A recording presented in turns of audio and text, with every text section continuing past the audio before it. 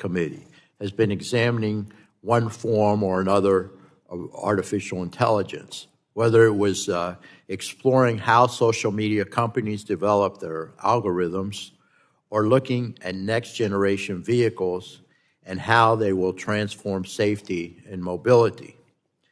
Central to these discussions has always been the need for America to lead in the development of standards and deployment and what AI means for our data.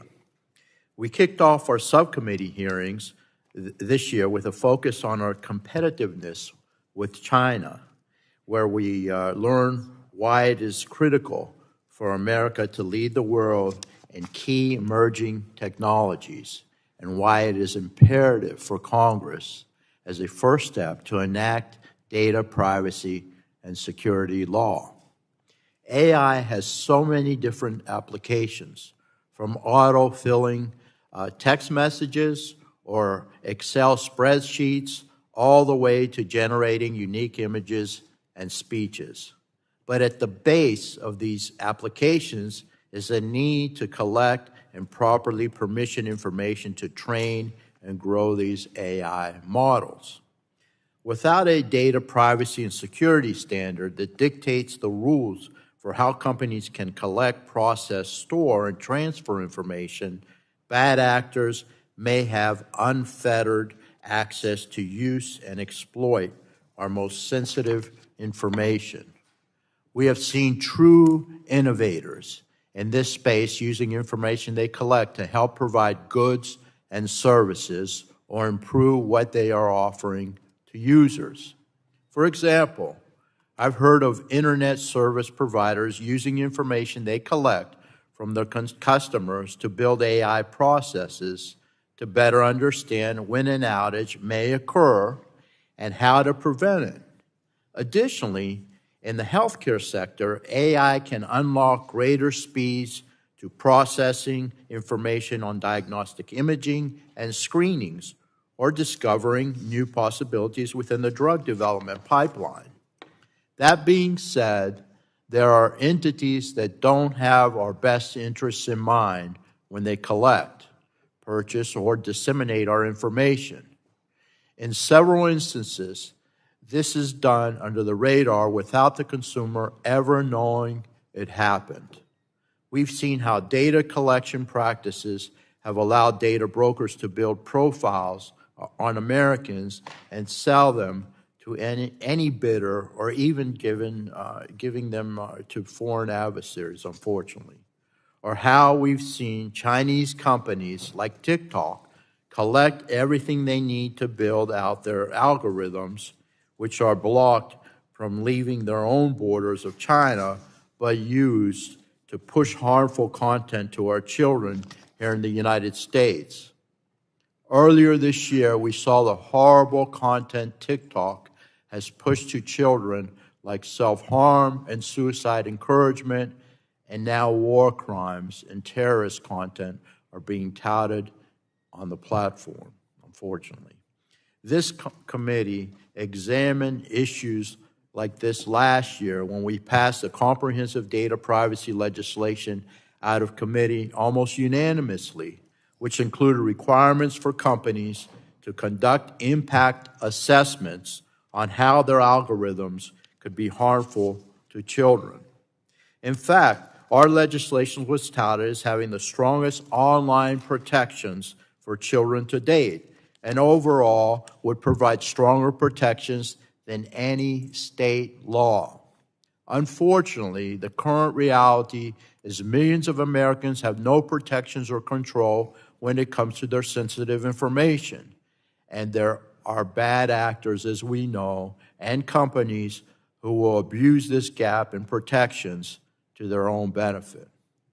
Americans deserve more transparency around what companies do with their information, more control over how their information can be used, and better data security practices from the entities that use it. I look forward to hearing from our witnesses on the importance of enacting a data privacy law and how that can set the United States up for success to lead the world in AI. I thank all of you for being here today, and I look forward to your testimony. I yield back, and now I'll recognize the gentlelady, my friend from Illinois, Ms. Schakowsky, for 5 minutes for her opening statement. Thank you. Thank you, Mr. Chairman, and thank you to our witnesses for being here today. I want to say that artificial intelligence, or AI, has transformed our lives from healthcare to Hollywood in so many ways.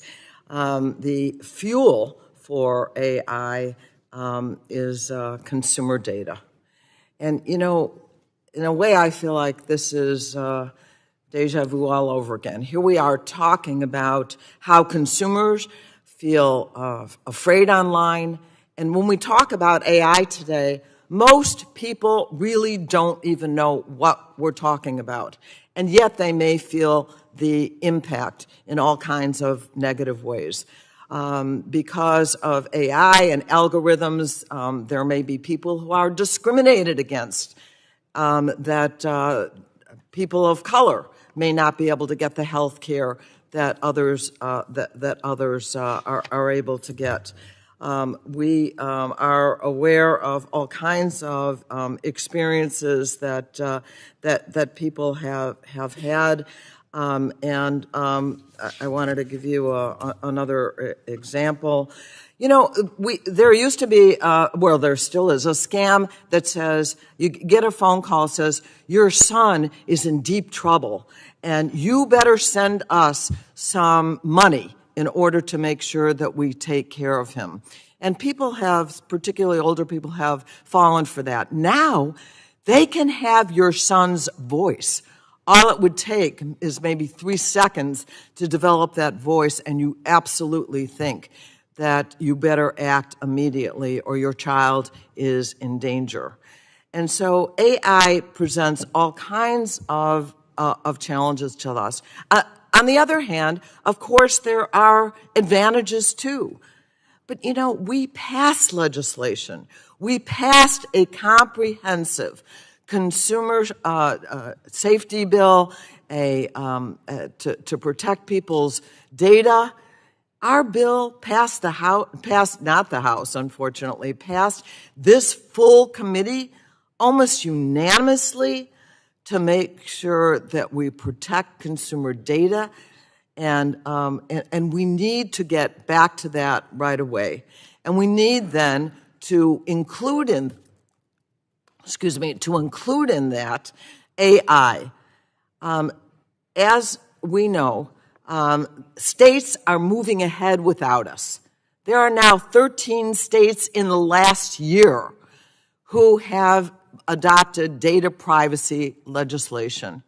You know, one of the things that we wanted to do was have something nationwide that would protect consumers.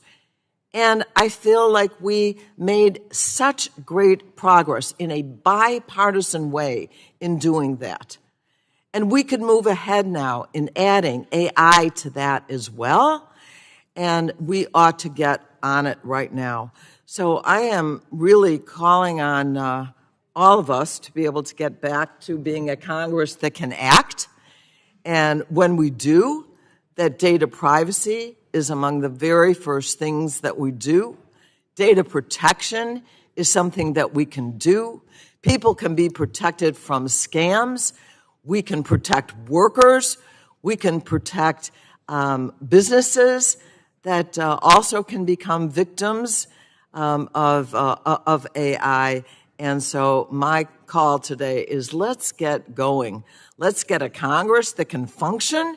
And when we do, let's move ahead on protecting consumers that are still finding that their most precious and private data. And, you know, in our bill, Congressman Bilirakis, when we worked together, we did a lot for children as well and protecting children and the most vulnerable. So I say let's get back to business and let's finally get it done across the finish line. And with that, I yield back. Gentlelady yields back. Appreciate those comments. I now recognize the chair of the full committee, my good friend, Mrs. Rogers, for her 5 minutes for her opening statement. Good morning, everyone. Yesterday, Congresswoman Debbie Lesko announced that she would not be seeking re-election. And I just would like to start by honoring her service. Is she still here? Yeah. Oh, yeah, there she is.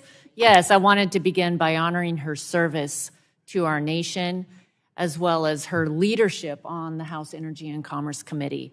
I know that she's going to finish strong, and we're going to have many more times where we can honor her, but I just wanted to recognize her and this decision and just let her know that we look forward to her finishing strong in the days ahead, but we're going to miss her in the next Congress. Well, thank you, Chairwoman, and you guys still have 15 months to put up with me. And I don't have to worry about re-election, so it might get wild. Who knows? The best is yet to come. Well, welcome everyone to our series of AI hearings, and the 7th data privacy related hearing that we've held this year. The promises of artificial intelligence are extensive, from more affordable energy and better health care to a more productive workforce and a better standard of living. Unlocking this technology's potential could radically strengthen American economic and technological leadership across the board. In addition, the power of AI can also be abused and raises serious concerns and challenges that must be addressed. It is critical that America, not China, is the one addressing those challenges and leading in AI's development and deployment. The best way to start is by laying the groundwork to protect people's information with a national data privacy standard. This is foundational, and it must be the first step towards a safe and prosperous AI future. If used correctly, AI can be a source for good. It can help us unlock life-changing technologies like self-driving vehicles and enhanced health diagnostic systems, enhanced protections against national security threats and data breaches, while assisting companies and law enforcement to better scan internet platforms for illegal activity, like child sexual abuse material and fentanyl distribution. To unlock these benefits, though, we need to first establish foundational protections for the data that powers many of these new AI tools, and it's vital that it be led by the U.S. Data is the lifeblood of artificial intelligence. These systems learn from processing vast amounts of data, and as we think about how to protect people's data privacy, we need to be considering first and foremost how the data is collected and how it's meant to be used and ensure that it is secured. It's time that we provide people with greater transparency and put them back in control of the collection and the use of their personal information. Key to this is ensuring the safety of algorithms used by online platforms, which serve as the instruction manuals for artificial intelligence. By making sure algorithms are being developed, operated, and training AI responsibly, we can provide Americans with greater transparency for how their data is analyzed, how these systems identify patterns, how they make predictions, and how their interactions with online platforms are used to determine what content they see. Put simply, trustworthy algorithms are essential components in a responsible deployment of AI. Failing to enact a national data privacy standard or allowing China to lead the way heightens the risk over the collection and misuse of data, unauthorized access and transfers, and greater harms for Americans and our families. We need to prioritize strengthening data security protections to safeguard people's information against threats. The theft and exploitation of sensitive information, especially biometric data, pose severe risk to individuals and organizations. If we establish stronger data privacy protections for Americans without equally robust data security requirements along those rules on collection and use, the number of data breaches and abuses will continue to rise and compromise people's information. Building those laws early would ensure greater public trust in AI, which will ensure future innovations are made in the U.S. To ensure American leadership, we must strike the right balance with AI, one that gives businesses the flexibility to remain agile as they develop these cutting-edge technologies, while also ensuring the responsible use of this technology. A national standard for collection and handling of data will provide businesses, creators, and every American with clear and understandable protections wherever they are. I look forward to discussing the path forward today, and I yield back. I thank the chair. I now recognize my friend from New Jersey, the ranking member of the full committee, for his 5 minutes of opening statement. Thank you, Chairman Bilirakis. And I have to say that I also regret Debbie Lesko leaving. She's always smiling, pleasant, and tries to work in a bipartisan basis. So maybe we can convince you to change your mind, but probably not. To the issue of the hearing today, let me just say that despite what the chairwoman says, I am very concerned about what we can actually accomplish if this paralysis with the speakership continues. It's now 16 days since the House has been paralyzed without a speaker. We're 30 days away from another potential government shutdown. This hearing comes at a time when House Republicans' dysfunction is hurting the American people, weakening our economy, and undermining our national security, in my opinion. And all year, House Republicans have caved to the extreme elements in their party who have no interest in governing. They've forced cuts to critical federal programs in spite of a funding agreement between the former Speaker and President Biden, and they came close to a government shutdown that would have cost our national economy upwards of $13 billion a week and forced our troops to work without pay. And I just think the American people deserve better. Democrats have repeatedly tried to stop this dysfunction from hurting everyday Americans, but it's long past time for House Republicans to reject the extremists in their party. We should be working together to lower costs for American families and to grow our economy and the middle class, and it's time for the chaos to end. Now, last year, now Chair Rogers and I were able to work across the aisle and pass the American Data Privacy and Protection Act out of the committee by a vote of 50-2. That legislation included many important provisions, including provisions focused on data minimization and algorithmic accountability. Clearly defined rules are critical to protect consumers from existing harmful data collection practices and to safeguard them from the growing privacy threat the AI models pose. And I strongly believe that the bedrock of any AI regulation must be privacy legislation that includes data minimization and algorithmic accountability principles. Simply continuing to provide consumers with only notice and consent rights is wholly insufficient in today's modern digital age. Artificial intelligence is certainly not new. However, the speed at which we're witnessing the deployment of generative AI is staggering, and the effects it will have on our everyday lives are tremendous. There's been an explosion of AI systems and tools that answer consumers' questions, draft documents, make hiring decisions, influence the way patients are diagnosed, and make employment and housing decisions.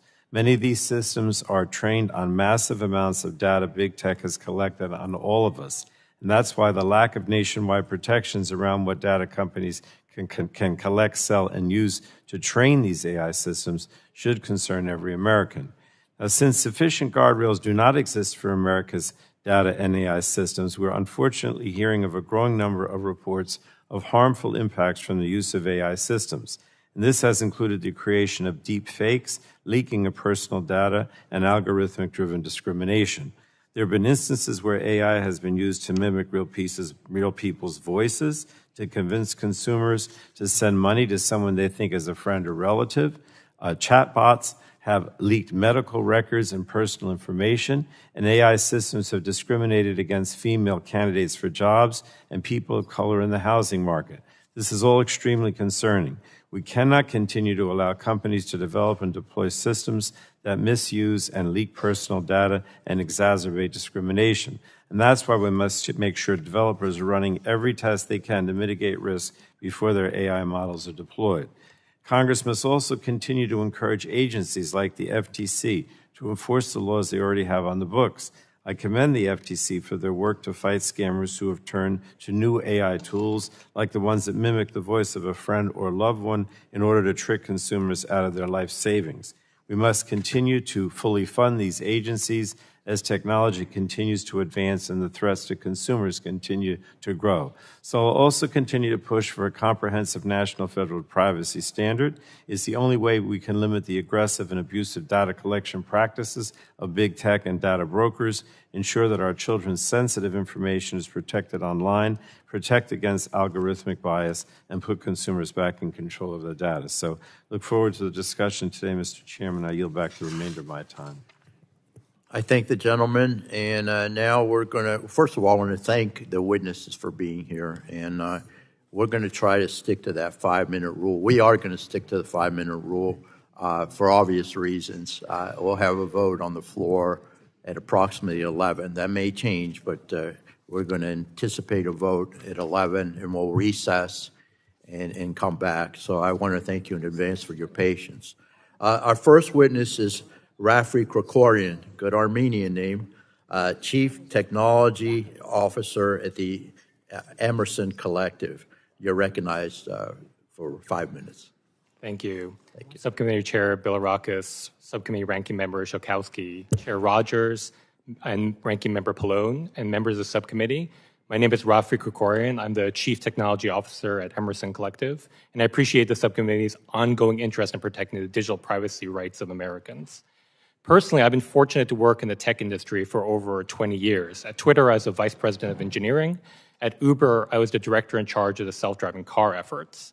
And I now have the pleasure of working at Emerson Collective, where we recognize that complex societal problems require innovative solutions. We use a unique combination of tools, philanthropy, venture investing, even arts and others, to spur measurable and lasting change in a number of disciplines, including technology.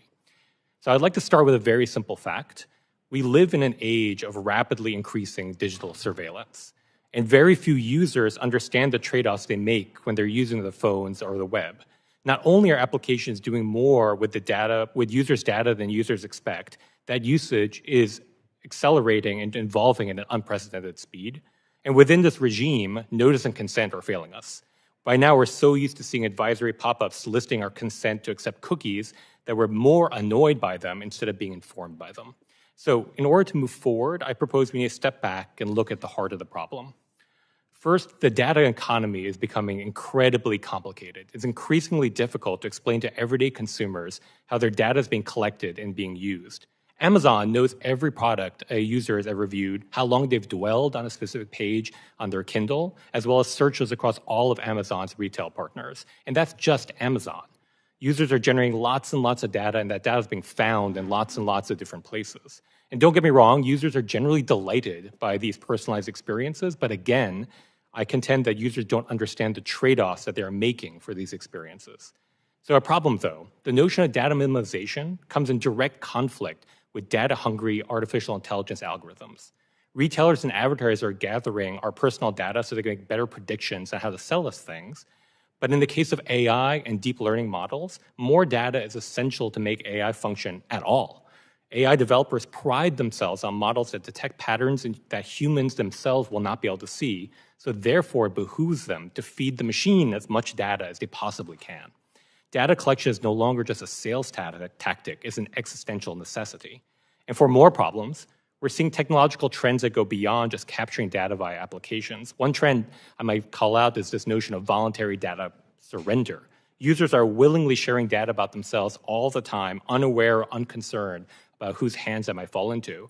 I'm speaking about social media, of course, which along with the prevalence of cameras on our smartphones has caused an explosion of data to be put online. And one can argue that there might be no expectation of privacy in a public space, but I would contend that we're seeing 21st century technology in collision with 20th century norms and laws. AI tools are being trained on these vast data lakes found in these public spaces, and we're training them to do things like identify people from an image on any camera anywhere. And these tools can do more than simply identify people, but they can mimic them as well. Today's hearing alone will generate enough samples of my voice that anyone will be able to make a convincing synthetic replica of me. And I don't want to be alarmist. That's only one trend. I can obviously name more. So notice and consent won't be able to mitigate any of this. So what do we do? Well, first off, I believe we need increased efforts to promote and expand digital literacy, especially around the ideas of data and privacy. Users should better understand the data economy in which their personal information is being used and traded within. And we need to incentivize application developers to do a better job to explain to users upfront what they're consenting to and how their data will be used. After the initial consent process, users should have agency over how their information is flowing through software, applications, companies, and end users need access to that full life cycle and have visibility into that full life cycle of their data. They should be given clear ways to understand the trade-offs between what they've given away and what benefits or harms might come from them or their community. And that users should be able to both revoke consent and delete their data from the application if they so choose. And these are just things we can do in a user-centric way, giving power and agency back to users. There's an entire other class of solutions that I'm happy to talk about around companies and application developers. So I sincerely praise the bipartisan work this committee has done in its advancement of the American Data Privacy and Protection Act. And I believe that this should be treated as a foundation for more work going forward. The problems that we can identify today are just that, the problems of today. There will almost certainly be new issues to tackle as these technologies continue to evolve, and setting up legislative frameworks so that we can adapt quickly as these new issues appear is vitally important. So I thank you for the opportunity to share my perspective here. Thank you very much. I appreciate it. Our next witness is Amba Kak, Executive Director of the AI Now Institute. You're recognized for your 5 minutes. Thank you again. Chair Bilrakis, Ranking Member Schakowsky, Chair Rogers, and Ranking Member Pallone, as well as members of this committee, thank you for inviting me to appear before you. My name is Amba Kak, and I'm the Executive Director of the AI Now Institute, and I have over a decade of experience in global technology policy. I want to make one overarching point in today's testimony, and that is that we already have many of the regulatory tools we need to govern AI systems. Now is the time to extend what we have in pursuit of ensuring that our legal regime meets the moment. Specifically, I encourage this committee to prioritize the passage of a data privacy law like the ADPPA, and in particular, its strong data minimization mandates, which have already received the resounding support of this committee. In fact, this notion that we need to create new frameworks from scratch largely serves large industry players more than it does the rest of us. It serves to delay and to provide current actors with significant influence on both the scope and the direction of policymaking. Data privacy law is a core mechanism that can help mitigate both the privacy but also the competition implications of large-scale AI. And I'll build to this argument making 3 specific points. The first, that data privacy regulation is AI regulation. Soon after the public release of ChatGPT, there were questions from the public on what data these models had been trained on, followed by panic when people began to realize that ChatGPT was sometimes leaking personal data accidentally. This example was not a one-off. There are ongoing privacy and security challenges introduced by large language models, which both routinely and unpredictably produce highly sensitive and inaccurate outputs, including personal information. Regulators in many parts of the world with strong data privacy laws moved very quickly. Italy even issued a temporary ban on ChatGPT based on concerns that it was out of compliance. And this ban was lifted only after OpenAI provided an opt-out for users to prevent their conversations from being used for training data. Here in the US, while enforcement agencies have and continue to do all they can with existing authorities, the lack of a federal privacy law undoubtedly held us back from demanding accountability, particularly as panic began to spread. And taking the ADPPA as an example, here are a few of the tools we would have had and would have to regulate AI. First, we'd have data minimization, which would mitigate the supercharged incentives to excessively hoover up data about users. Second, we'd have data rights, which could compel transparency into these largely opaque AI systems. And finally, we'd have its civil rights provisions to boost what federal agencies are already doing under existing laws to curb algorithmic discrimination. My second point is that when regulating AI, privacy and competition goals must proceed in concert. They're 2 sides of the same coin. As it stands today, there is no large-scale AI without big tech. Companies like Google, Microsoft, and Amazon dominate access to computational resources, and other companies, as a rule, depend on them for this infrastructure. This is closely related to their data advantage, which enables them to collect and store very large amounts of good quality data about millions of people through their vast market penetration. This data advantage can give models that are developed by big tech an edge over those developed without the benefit of such data. Now, this push to build AI at larger and larger scale only increases the demand for the very same resources that these firms have accumulated and are best placed to consolidate. Any regulatory effort must also address this market reality. Privacy and competition law are too often siloed from one another, leading to interventions that could easily compromise the objective of one issue over the other. And which is why, to conclude, of all of these provisions, we most strongly recommend legally binding data minimization rules that draw clear lines around collection, use, and retention. Tech firms already have very strong incentives for irresponsible data surveillance, but AI pours gasoline on them, fueling a race to the bottom. Data minimization acts as a systemic antidote that addresses both first-party data surveillance as well as the consolidation of the existing data advantage in big tech. The FTC recently penalized Amazon for storing children's voice data, and Amazon justified this by saying that they would be using it to improve their Alexa algorithm. We can't let these practices continue.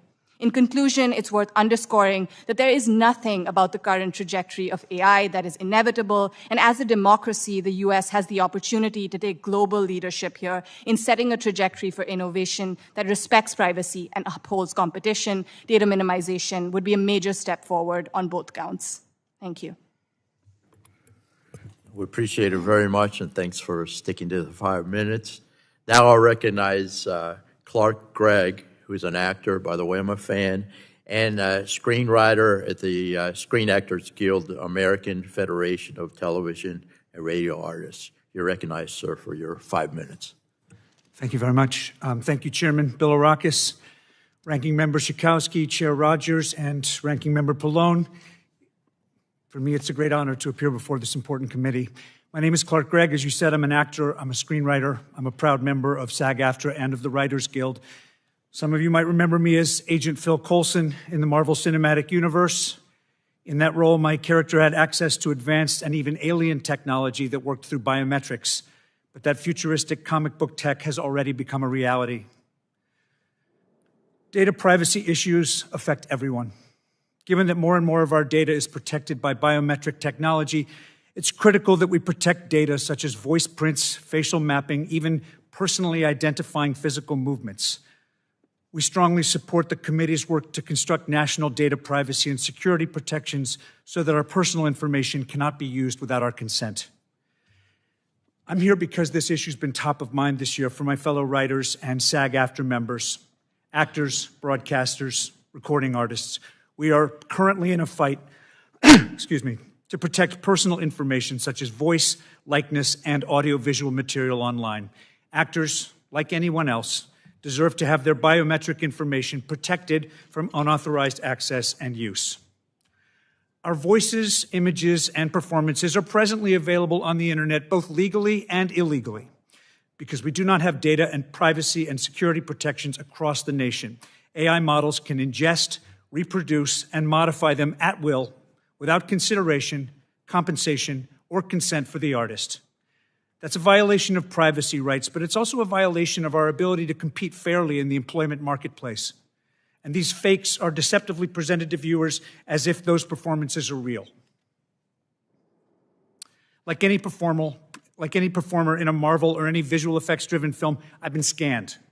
I've been scanned many times. You step into a tiny dome where there's literally hundreds of cameras. They record every detail and angle of you, and they create something called a digital double, which scared me 10 years ago. It really scares me now.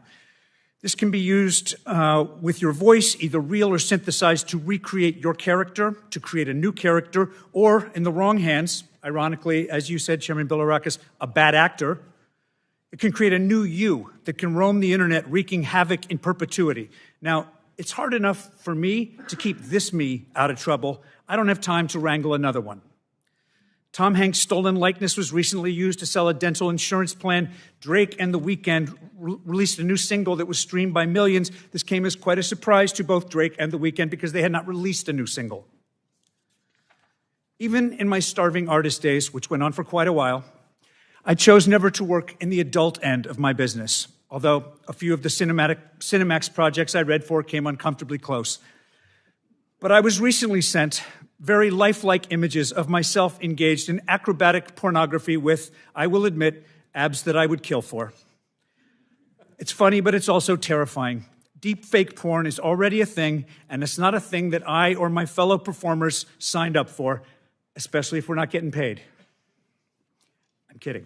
People, and indeed humanity, are more than just bits of digital information to be fed into a computer.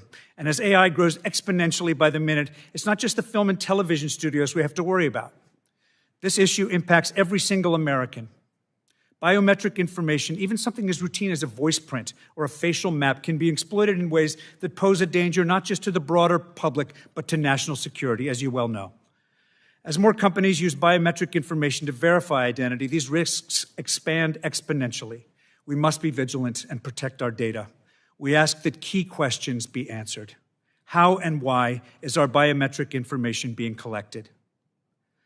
How is it being used? Are there limitations on its use? What control do we have over the data? In our SAG-AFTRA AI guidelines, we demand the following answers. Are voice and likeness assets being safely stored? Who has access to them? What happens to data when the contractual relationship ends? What happens if there's a data breach? Privacy laws in over 24 other countries and many U.S. states address these essential standards for biometric data, but overall, the U.S. is behind the curve. There are no comprehensive federal privacy laws, so individuals must depend on our inconsistent state laws. SAG-AFTRA will fight to protect our members' voices and likeness from unauthorized use, but all individuals deserve safeguards against unauthorized access to their biometric data. In addition to the protections in this bill, we believe Congress must put guardrails in place now to prevent future misappropriation of creators' digital identities and performances. Our sector is under assault today. It may be your sector tomorrow. In closing, I want to say that being an actor can be a strange way of life. What you spend your life learning to create with is yourself, your face, your body, your memories, your life itself. When it works, that very uniqueness creates a character, a story that is universal, ineffable, something that brings people together. For artists and creators, this is an existential threat. If we don't protect our words, our likenesses, they will be harvested, mimicked, essentially stolen by AI systems and those that use or own the technology. We've arrived at a moment that's eerily reminiscent of the moment when indigenous peoples first saw cameras and expressed a prescient fear that the machines might steal their very souls. As the dystopian sci-fi classics tell us, the computers may be coming for us, but we don't have to make it easy for them. I thank you for your time. All right, next we have Victoria Espinel, President and Chief Executive Officer of BSA, the Software Alliance. You're recognized for your 5 minutes. Thank you. Good morning, Chair Bilirakis, Ranking Member Schakowsky, and members of the subcommittee. My name is Victoria Espinel, and I'm the CEO of BSA, the Software Alliance. BSA is the advocate for the global business-to-business software industry. BSA members are at the forefront of developing cutting-edge services, including artificial intelligence, and their products are used by businesses of all sizes across every sector of the economy. I commend the subcommittee for convening today's hearing, and thank you for the opportunity to testify. Safeguarding consumers' personal data and responsibly regulating artificial intelligence are among the foremost technology issues today. Constituents in your districts rely on a wide range of data services to support their local communities and economies. But to fully realize the potential requires trust that technology is developed and deployed responsibly. The United States needs both a comprehensive federal privacy law and a federal law that creates new rules for companies that are developing and using high-risk AI systems. Actions on both priorities will help promote the responsible use of digital tools and protect how consumers' data is used. We appreciate this committee's strong bipartisan work to pass the American Data Privacy and Protection Act last year and your decision to address both privacy and artificial intelligence in that bill. Your effort proves that bipartisan consensus on privacy and AI can be achieved, and we look forward to continuing to work with you as you refine your work on these issues. For too long, consumers and businesses in the United States have lived in an increasingly data-driven and connected world without a clear set of national rules. We need a federal privacy law that does three things: requires businesses to only collect, use, and share data in ways that respect consumers' privacy, gives consumers new rights in that data, including the right to access, correct, and delete their data, and ensures that companies that violate their obligations are subject to strong enforcement. The tremendous growth of AI has underscored the importance of these issues. As this committee has recognized, a federal privacy law will create important new requirements for companies that collect and use consumers' information, including in connection with AI. Thoughtful AI legislation is needed too. It can further protect consumers by ensuring that developers and deployers of artificial intelligence take required steps to mitigate risks, including conducting impact assessments to reduce the risk of bias and discrimination. Privacy and AI legislation will help support the digital transformation of our economy and spread benefits broadly that lead to growth and new jobs across industries. Farmers can use AI to analyze vast amounts of weather information to use less water and maximize their harvest. Manufacturers can revolutionize how their goods are designed and made. Suppliers and distributors can retool how goods are ordered and delivered. And construction companies can build AI-generated digital twins of real-life cities to better understand the impacts of a proposed design. Thoughtful federal legislation is the best way to promote trust and technological adoption. I want to emphasize that in order for legislation on these issues to be effective and workable, it has to reflect that different companies have different roles. In privacy, there is widespread recognition that laws must distinguish between companies that decide how and why to process a consumer's data and the service providers that handle that data on behalf of other businesses. In artificial intelligence, there is a similar dynamic. At BSA, some of our companies develop AI, some of our companies deploy AI, many of our companies do both, and both need to have obligations. This committee recognized the importance of these distinctions as you advanced privacy legislation last year, and we look forward to continuing to work with you. I want to conclude by emphasizing the importance of U.S. leadership on both privacy and artificial intelligence. There is widespread consensus from industry, from civil society, and from consumers that the United States needs federal privacy legislation. We also need legislation that sets thoughtful rules for high-risk uses of AI. The bill this committee passed last year, almost unanimously, already reflects key aspects of those rules. Other countries are addressing these issues, adopting privacy legislation, and moving quickly on AI regulations. The U.S. is a leader in technological innovation, and we should be a leading voice in shaping the global approach to responsible AI. The time to do so is now. Thank you for the opportunity to testify, and I look forward to your questions. Thank you so very much. And our final witness is Jon Leibowitz, who's the former chair and commissioner of the FTC. You're recognized, sir, for your 5 minutes.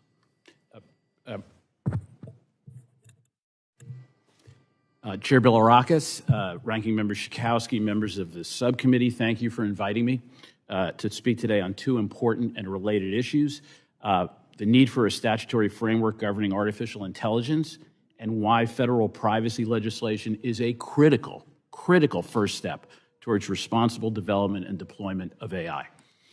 As you have heard from my fellow panelists, the rapid growth of AI technologies is bringing extraordinary benefits to every American, but it can also be used to create very real harms. Your committee deserves credit for tackling this issue with a series of hearings. But as we engage in that important debate, let's not forget the essential need for federal privacy legislation, which, as you also heard from my fellow panelists, addresses many of these very issues, including the use of personal data through AI. Now, we live in an era in which data is incessantly collected, shared, used, and monetized in ways never contemplated by consumers themselves. AI has amplified these disturbing trends. It is because consumers have so little control over their personal data, and it is shared at will by companies, that AI can be deployed so perniciously. Some large companies have developed ethical approaches to the use of AI, but most businesses are looking for direction. And unfortunately, they're not going to get too much direction from existing laws and regulatory authorities, which are not an adequate match for the problems created by misuse of AI. For example, The FTC has authority to prohibit unfair, deceptive acts or practices in or affecting commerce. And some commercial behavior, like using AI for identity theft or fraud, clearly violates the FTC Act and companion state laws. That's good. The FTC could likely enjoin the company that recently created an AI-generated version of Tom Hanks without his permission and use that image to peddle a bogus dental plan. And by the way, I couldn't have made that up. It's not clear that an AI-driven deepfake, though, even if it's deceptive, always comes within the definition of commerce. In other words, legislation is by far the best way to clarify in advance what responsibilities deployers of AI must consider and what risks they must disclose to others. What's the best approach? I doubt we know that yet. The European Union, through its AI Act, would classify systems according to risks they pose to users. Some states are starting to look at regulating AI, and states can be laboratories of democracy. But no matter how well-intentioned and thoughtful state laws may be, federal legislation around AI is far more preferable than a patchwork of state statutes. And at the same time, Americans deserve a muscular federal law that will give us greater control over our own information wherever we live, work, or travel, and require more transparency and accountability by corporations. I heard all the members say that today. Last year, you wrote that bill, one that would create a foundation upon which AI rules could develop. Its provisions are stronger than any single state law and smarter in many ways than the GDPR that governs Europe. It shows that members on both sides of the aisle could work together on a quintessentially interstate issue to create a privacy regime benefiting all Americans. The ADPPA was not a perfect piece of legislation, and collectively you may decide to make some modest changes to it when you reintroduce it this year's version. But you reported it out of committee by an overwhelming and bipartisan 53-2 margin, 53-2. In contrast, Congress will need to do a lot of collective thinking before it decides where it wants to end up on AI. Now, the unprecedented interest by lawmakers in AI-related issues is a welcome development. Indeed, Congress should work on crafting a framework for AI at the same time it protects consumer privacy. But a comprehensive AI law may be several years away. Comprehensive privacy law, though, should not take that long, and it is entirely within this committee's jurisdiction and Congress's reach. In fact, your privacy proposal included many of the same components upon which responsible AI development will be built. Requirements for data security, restrictions on collecting information without consumer permission, mandatory risk assessments, obligations for companies to minimize data, prohibitions against the use of discriminatory algorithms, fining authority for the FTC, and protections against targeted advertising to minors 17 and under. So, as you begin to consider the regulatory metes and bounds for AI, let me urge you to keep in mind your groundbreaking work on privacy legislation last Congress. Even if enacting such a law requires some complicated negotiations and a few difficult votes, which it will, you will have done something meaningful for American consumers if you succeed. You will enhance American competitiveness if you succeed, and you will have laid the groundwork for legislation making AI safe and effective. Thank you. Thank you. I appreciate that. And I agree. And I'll begin with the questioning now. We're going to try to get as many members as possible to ask questions before we recess. So I'll start again with Mr. Leibowitz.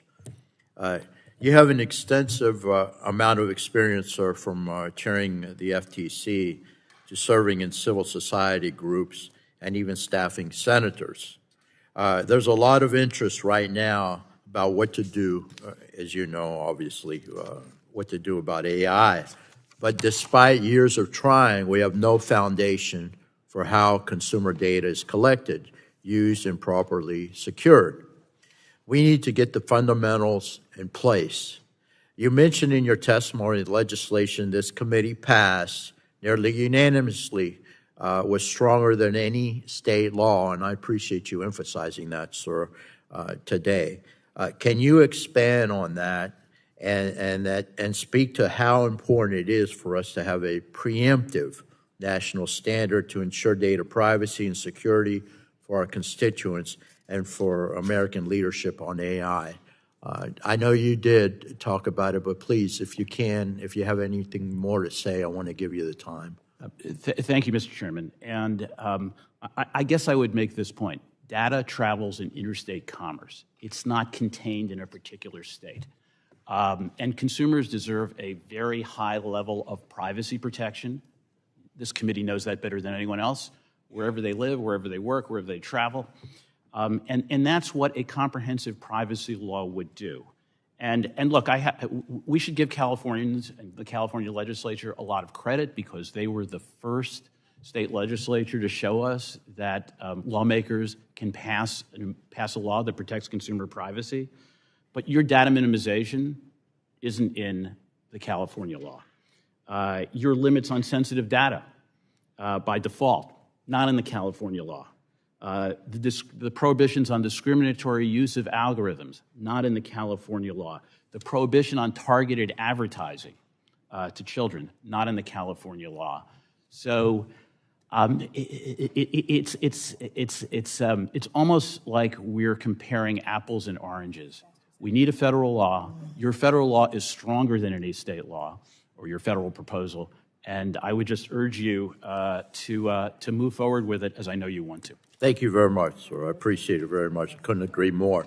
Mr. Gregg, I appreciate you traveling across the country to be here. Your testimony on the collection and use of what is fundamentally your data is insightful, not just as a Hollywood creator, but also as an everyday American. I'd like to discuss another important element of your efforts, which is the need for better security of our data.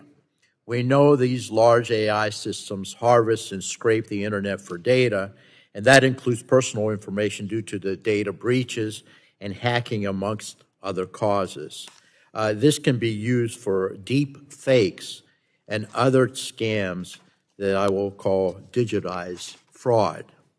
And the question is, how have you and the general public been harmed by this data being exploited and used for purposes that it wasn't intended for because there wasn't enough security around it? And I know you gave some examples, but if you could elaborate on that, sir, I'd appreciate it. Mike. Yeah. I'm new to this. Like so many Americans, I'm a consumer, I'm a human, I have a family, in addition to being a performer. I shared some of the ways that your image will show up in ways that you never agreed to, some that are quite offensive. And I never signed off on that, and it's only a matter of time till those start to show up in video form that become, as AI expands exponentially, more and more lifelike. As I said, that is a violation of the ultimate freedom, is my right to free speech, my right to privacy, my right to exist as an entity that makes my own decisions.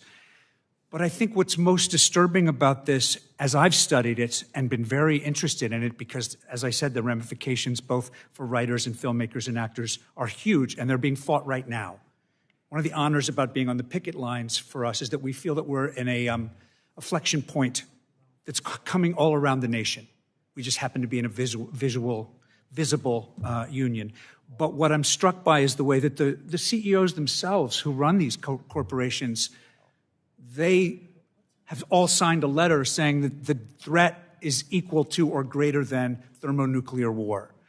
The experts on AI, they can't even really quite tell you what it's going to become. And so I think, to answer your question, we don't quite know what this is going to be. And there's, in my experience, and probably yours, when there's technology that can generate a profit, very often the profit is what drives the pace, not what's best for humans. And machines, when we first picked up a stick, the concept was that they would work for us. And what it feels like to me, and I admit I watch too much sci-fi, it feels like we're on a fast track to be working for them. That very much, and I have other questions, but I'll submit them for the record. Now I recognize the ranking member of the subcommittee, Ms. Schakowsky, for her 5 minutes of questioning.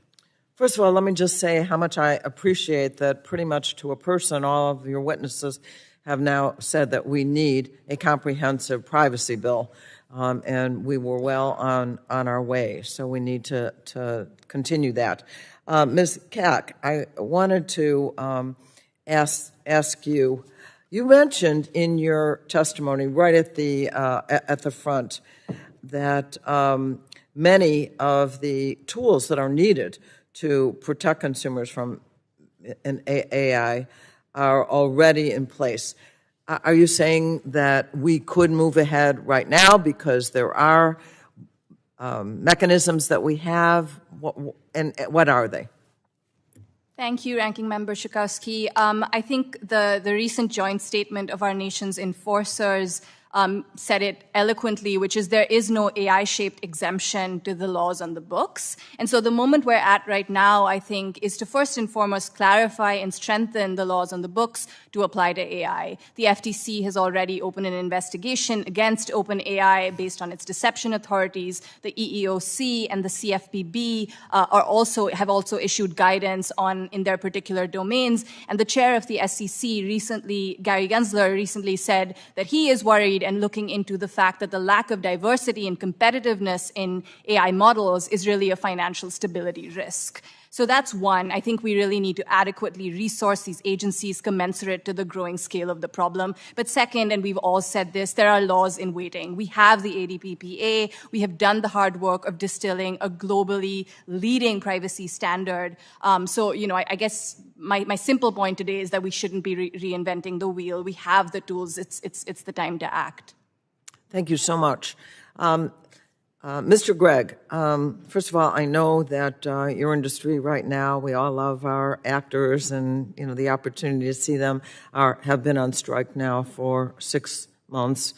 I'm sure some of those issues, as a supporter of labor, are more traditional labor issues. But I know that AI is one of those, and you've been talking about that. What would you say is the biggest concern now of workers, actors, that really threatens your business and their livelihood? Thank you so much.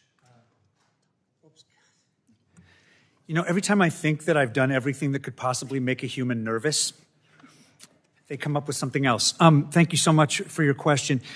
Our concerns, as I expressed, can be far-reaching and existential, but they're also very simple in that we have an example in that 15 years ago, as a member of the Writers Guild, we were on strike about compensation, the things that we have to survive in a business where you're essentially an independent contractor. We got through strikes. We got health insurance that way. We got residuals so that you have some chance to make some monetization of the work you do. When that happened, 15 years ago, the thinking was, well, listen, we can't really give you any real protections in streaming. The internet, that's not a thing. The day after the strike was resolved, Hulu was announced. And so when things moved to streaming, our compensation models, without really our consent, suddenly changed. And all of a sudden, perhaps it's a coincidence, all of the content moved, all the stories all moved to streaming, and our compensation drastically trailed off. And so while we have the existential concerns about committing our lives to, telling stories and bringing the human soul to a collective medium, we also have survival issues, and that's that we need to have. I'm going to get the 3 C's from my colleague. Yeah. Okay. Good. Thanks. I should know these. I know what they mean. Consent, compensation, and credit. Just to have our image, the work we've done. I heard a really amazing AI researcher speaking about this last night, that what AI does is it takes human cognitive labor, which is something, it's different than minerals, and it harvests it, essentially. So our work is something that's harvestable. And we need to be credited, compensated, and we need to have control over the way ourselves are used. Thank you. Thank you so much. I know I'm out of time. Let me just say that I am going to want to talk to all of you as we move forward, working on legislation that we can do on privacy and on AI. So thank you very much for your testimony. I welcome that as well. Generally yields back. Now I'll recognize the chairman of the full committee, Ms. Rogers, for her 5 minutes.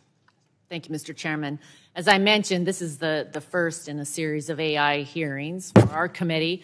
It's the seventh in terms of data privacy, and just let me add that the importance of protecting our kids runs throughout. Chairman Bilirakis highlighted data security. We've worked on data minimization, and we've had multiple layers that provide even more protections with a national standard for data privacy. The legislation isn't just about one provision. It's about all the provisions working together to achieve the strongest protections possible for everyone, including kids. I'd like to start with Ms. Espinel. Can you tell me how conducting impact assessments and calculating risk will serve us well in data privacy legislation and prevent harms in AI? Yes, thank you very much. So impact assessments are a very important tool in terms of ensuring that there's accountability, in terms of ensuring that companies are acting responsibly. I want to start off by saying we believe it's important in privacy and in AI that impact assessments apply both to what are often called controller processors in privacy law, but also developers and deployers in AI, those that are creating the AI systems and the companies that are using AI systems. Both should have obligations to conduct impact assessments.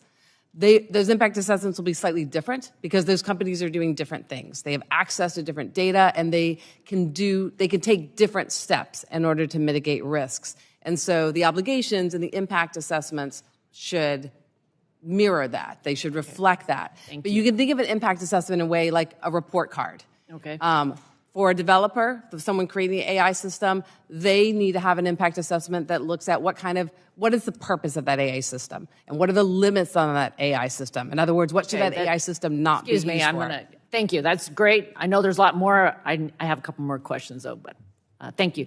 Mr. Krikorian, I appreciate the way you distilled potential AI harms, and this dovetails with Mr. Gregg's points on how sophisticated technology can be. It underscores our concerns of how adversarial nations, including China with TikTok, could access and train AI models using our data to cause harm and manipulate us. So just very briefly, would a comprehensive data privacy security bill, similar to ours from last year, that restricts data brokers and big tech counter this threat to our security? Thank you for that question. I believe it would for portions of it. I think that giving people transparency into where their data is going and giving them consent on how to actually control it is extremely important. I do highlight that I think there is some concern around these public spaces, these digital public spaces that people are voluntarily surrendering their data into unknowingly and at large volumes. And it's unclear whether or not those could be fully covered because those are simply scrapable and downloadable by different parties.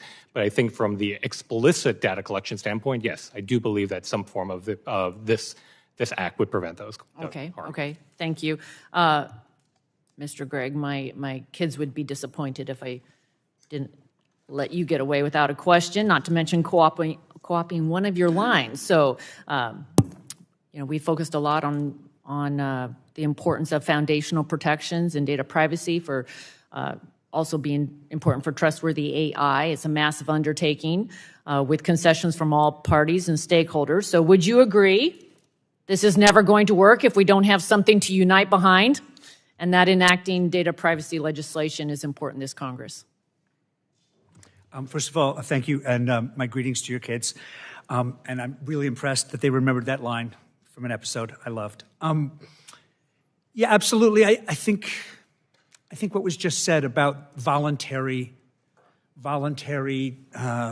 means that you put in. I see all these things popping up in California now. Which part of your data do you agree? I don't know.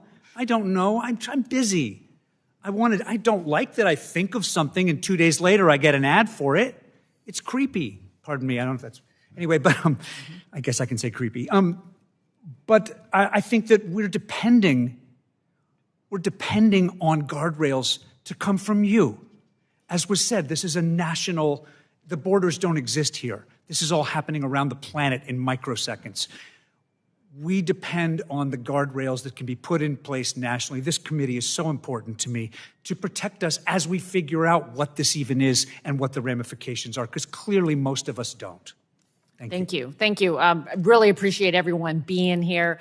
This has been a great panel. We do have more questions, but I have to yield back right now. I'm out of time. Thank you, Mr. Chairman. Thank you. I thank the gentlelady. And now I recognize my friend from New Jersey, ranking member of the full committee, Mr. Pallone, for his 5 minutes of questioning. Thank you, Chairman Bilirakis. Last Congress, I was proud to chair this committee as we advanced the strong, comprehensive, and bipartisan American Data Privacy and Protection Act. And this bill put consumers back in control of their data, stopped aggressive and abusive data collection by big tech, and rejected the failed notice and consent regime. It also required data minimization and algorithmic accountability in order to ensure companies collect only the data they need to serve their customers. So my questions are of Ms. Kak. Do you believe that notice and consent is a sufficient mechanism to protect consumers and their data from the harmful and abusive practices of tech companies? Thank you, Mr. Pallone. The short answer is no. Notice and consent mechanisms are necessary, but they are far from sufficient. So can they be a powerful lever? Yes. And I think the best example we have of this is Illinois' BIPA law, that where consent has actually been leveraged to shut down some of the most concerning uses of AI, for example, Clearview AI. But even there, it is buttressed by a bright line prohibition, which prevents companies from profiting off the sale of our biometric information. Now, the core weakness of consent, of course, is that it completely breaks down anytime there is stark power asymmetry. It breaks down in the workplace, it breaks down in schools, but as Mr. Gregg just pointed out, arguably that power asymmetry affects all of us and is all pervasive, right? And that is particularly why the ADPPA is so strong, because it has the whole suite. It has consent, it has data rights, but crucially, it's setting the rules of the road so that these rules of the road apply regardless of what the consumer so-called chooses. All right, thank you. Now, how does the rapid growth of AI impact the urgency of implementing strong, comprehensive federal data privacy legislation that implements clear rules about or around data minimization and algorithmic accountability? Thank you, Mr. Pallone. I would argue that data privacy has been an urgent priority for the last decade in the United States, but the events of the last few years, and maybe particularly of the last few months, only reinvigorate calls for urgency. There are three main reasons that AI makes the passage of a data minimization mandate crucial. The first is the obvious one, which is privacy. We're seeing new privacy threats emerge from AI systems. We talked about the future threats and how we don't know where AI is going to go, but we absolutely do know what harms they're already causing. They're leaking personal information. They could potentially be leaking patient data in healthcare contexts. These privacy risks are not abstract, even if the technologies are portrayed as these abstract, magical systems. The harms are very, very real. The second is competition. As I mentioned in my testimony, this is very, very crucial because we're at a moment where unchecked commercial surveillance is being incentivized by AI systems, and unless we have rules of the road, we're going to end up in a situation where where the kind of state of play against consumers is entrenched. And thirdly, this is crucial. Data privacy law is crucial for national security as well. We need security norms in place to make sure that, you know, the way we like to say it is that data that is never collected is not at risk, or data that is deleted after a reasonable period of time will no longer be at risk. So we need to really minimize the surface area of attack. And I think at the current moment, in the absence of a federal privacy law, we risk not only competitive and privacy threats, but I would argue national security threats as well.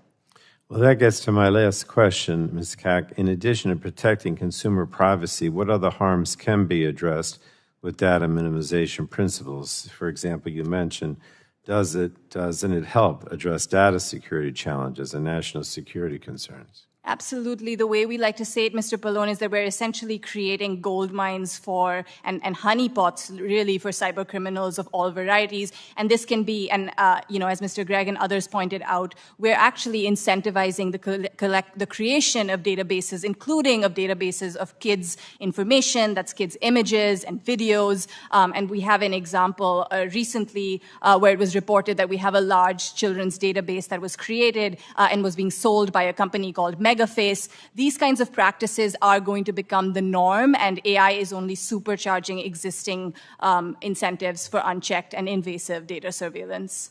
All right. Thank you so much. Thank you, Mr. Chairman. Yield back. I thank the ranking member, and we just gavelled in, the House did, but out of respect to the witnesses in the audience, we're going to keep going as long as we possibly can. So I'll recognize Dr. Bouchard for his 5 minutes of questioning. Thank you, Mr. Chairman, for calling today's important hearing on something that will play an even larger role in Americans' lives, AI. With AI already being deployed in a multitude of economic sectors, from healthcare to manufacturing to defense, it is critical that Congress create an environment to foster innovative uses of such technology while also protecting Americans from possible harms. Enacting a national data privacy framework, such as we passed through this committee last year with the ADPPA, to establish clear rules of the road for the U.S. is a key factor in deploying effective AI that will help U.S. innovators keep their edge against competitors abroad. One of the goals of implementing a national data framework will be to provide some certainty to consumers. And as you mentioned in your testimony with the case of the deepfake Tom Cruise ad, the use of AI in generating such content, Mr. Leibowitz, do you think that regulation of AI content should or could include the use of something like a watermark or other indicators to consumers that content is AI generated? Yes, I absolutely do. I think a watermark is something you should strongly consider as you think through putting the right guardrails on AI and making sure that people are compensated for their work, and also that consumers know when something is generated by AI and when it's generated directly by a human brain. But I'd also say one more thing, which is that, and as you heard from my fellow panelists, so much of what you want to do to regulate and to put into place appropriate standards for AI, it's in the privacy bill that you reported out last year. Yep. It's the requirements for data security. It's the restrictions on collecting data without consumer permission. It's the mandatory risk assessments that Ms. Espinel pointed out. And so I would just encourage you, and I know you want to do this, not to kick the privacy can down the road. You're the committee that has shown leadership in the last Congress, and you can take it to the next level by enacting bipartisan legislation. Thank you for that answer. And you're a regulator. What are some of the challenges in then enforcing such requirements, and what might you suggest for us to how we would address that? Well, if I would say this, one challenge, and the FTC, as Ms. Kak knows, she was there, and Ms. Hone knows because she was there when I was there, it has terrific lawyers, and they want to represent the public interest, and they have some expertise in privacy and AI issues, and they're building it. I would say they'll need more resources because this is a comprehensive and important piece of legislation, and you'll want to give it to them. And I think when I was at the FTC, we started the Division of Privacy and Identity Protection because we thought privacy was a more important issue. Sure. We had our first chief technologist brought in 2009 because we thought that was important. I would probably, one of the things I like in your legislation is it would create a bureau, bigger than a division, on top of a division of privacy. And privacy is so important in America today that I think that would be, I'm a little surprised the FTC hasn't done it unilaterally itself, but I think that's an important way to enhance and validate the importance of protecting consumer privacy. Great, thank you. I was a doctor before I was in Congress, so one specific sector I'm excited to see AI make strides in is healthcare. I really believe technology is is going to really advance us down the field in healthcare and also decrease costs. And I know already we're deploying many apps in the healthcare systems. Mr. Krikorian, what role do you think that enacting a national data privacy standard will have on the security and privacy of data for health information that's not explicitly covered by a current HIPAA law? Thank you for that question. I mean, I would contend that, especially with these machine learning algorithms that require even more data that might be captured in order to make better predictions, that we need to expand those type of protections to beyond just healthcare information, whether it be perhaps information that's collected by different consumer applications, whether it be Apple Health or others that might not be already covered.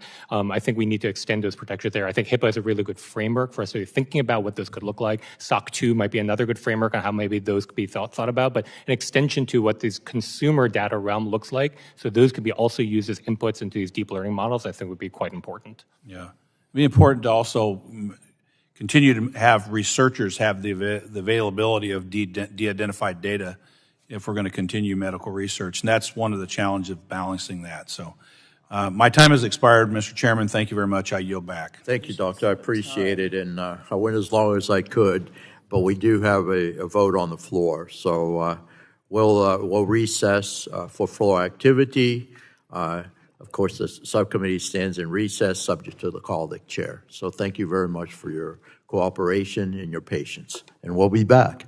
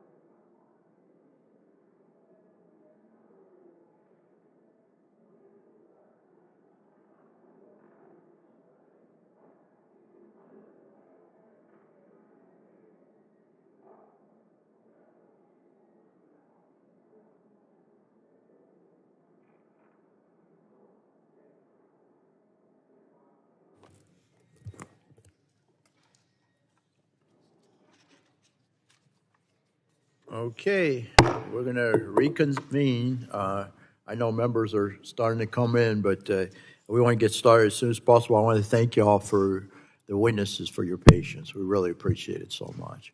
So with that, I'm going to ask Chairman Castor, Acting Chairman Castor, to ask her. She's recognized for 5 minutes of questioning. Well, thank you very much, Chairman Bilirakis, and thank you to our witnesses for bearing with us. Your opening statements were very persuasive. It's really refreshing to hear advocates like you pressing Congress to act. It's long overdue for the United States of America to adopt a basic fundamental privacy law online. So as you raise your voices and encourage us to do that, it is very well received here in the committee. Thank you for recognizing our bipartisan work on ADPPA. For many years, I've had particular concern for what big tech platforms do to exploit our children, to target them with advertising, to surveil them. Even though we have a COPPA law, it still is not followed. It must be updated. So when you think about AI and kids, it seems like all of the online harms directed towards children when it comes to AI would just be exacerbated, would be even more severe. And Ms. Kak, in your testimony, you raised a couple of examples. Could you dive in deeper in AI and the special considerations when it comes to young people? Absolutely. Thank you, Ms. Castor, for that question and for raising this crucial issue. I think let's start with the ADPPA, which has been the subject of today's discussion across the board. The ADPPA is, we feel, one of the strongest ways of not just protecting everybody's privacy, but specifically protecting the privacy of children. So kids' data is sensitive data under the Act, which affords it the highest and strictest levels of protection. We have specific prohibitions against targeted advertising on children. And I'll stop there to say that these particular specific prohibitions on targeted advertising are essentially getting at the root of the business incentives for unfettered collection of data, right? They're fixing the business incentives, and what we've tried to emphasize today, what I've tried to emphasize is that if you're tackling the business incentives, you're really future-proofing the law. So when people ask, what do we do about AI, we can point to the ADPPA and say it is structurally changing the business incentives so that companies, whether it's AI or it's the next big thing 5 years from now, are structurally not incentivized for the irresponsible collection of data, particularly when that data is of children. And I think I would kind of, moving away from this particular example of the latest AI fad, which is generative AI, we can look at examples of where facial recognition systems are absolutely proliferating across schools today. We're really happy to hear that the New York State has actually banned the use of facial recognition systems in school, because speaking of notice and consent breaking down, the clearest example of that would be in a situation where you're at a school where you have essentially minors that are in no position to consent, choose or otherwise, to these invasive face surveillance tools. And I think the need of the hour is not just to put in place regulation, but specifically to put in place bright line rules against the kinds of data collection that we never think should be permissible.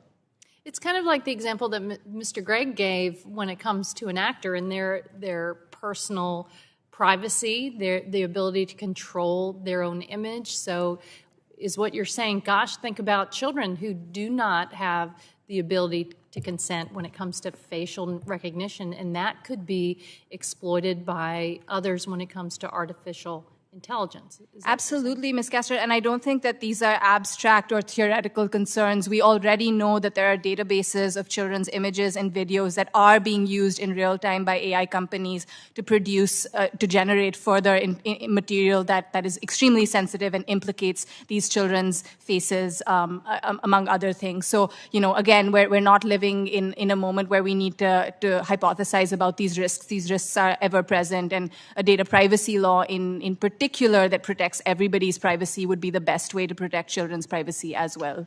Yeah, and if I may add something. Go ahead. And you've been a leader on, protecting kids, but as we know, kids act impulsively. Mm-hmm. They are a vulnerable population. That's why Congress passed COPPA in the first place.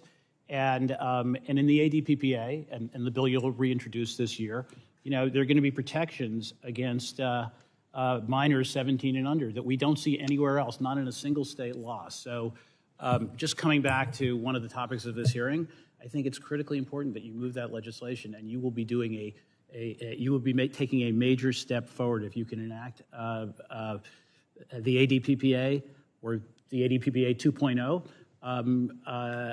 It'll be very protective of children from abusive AI.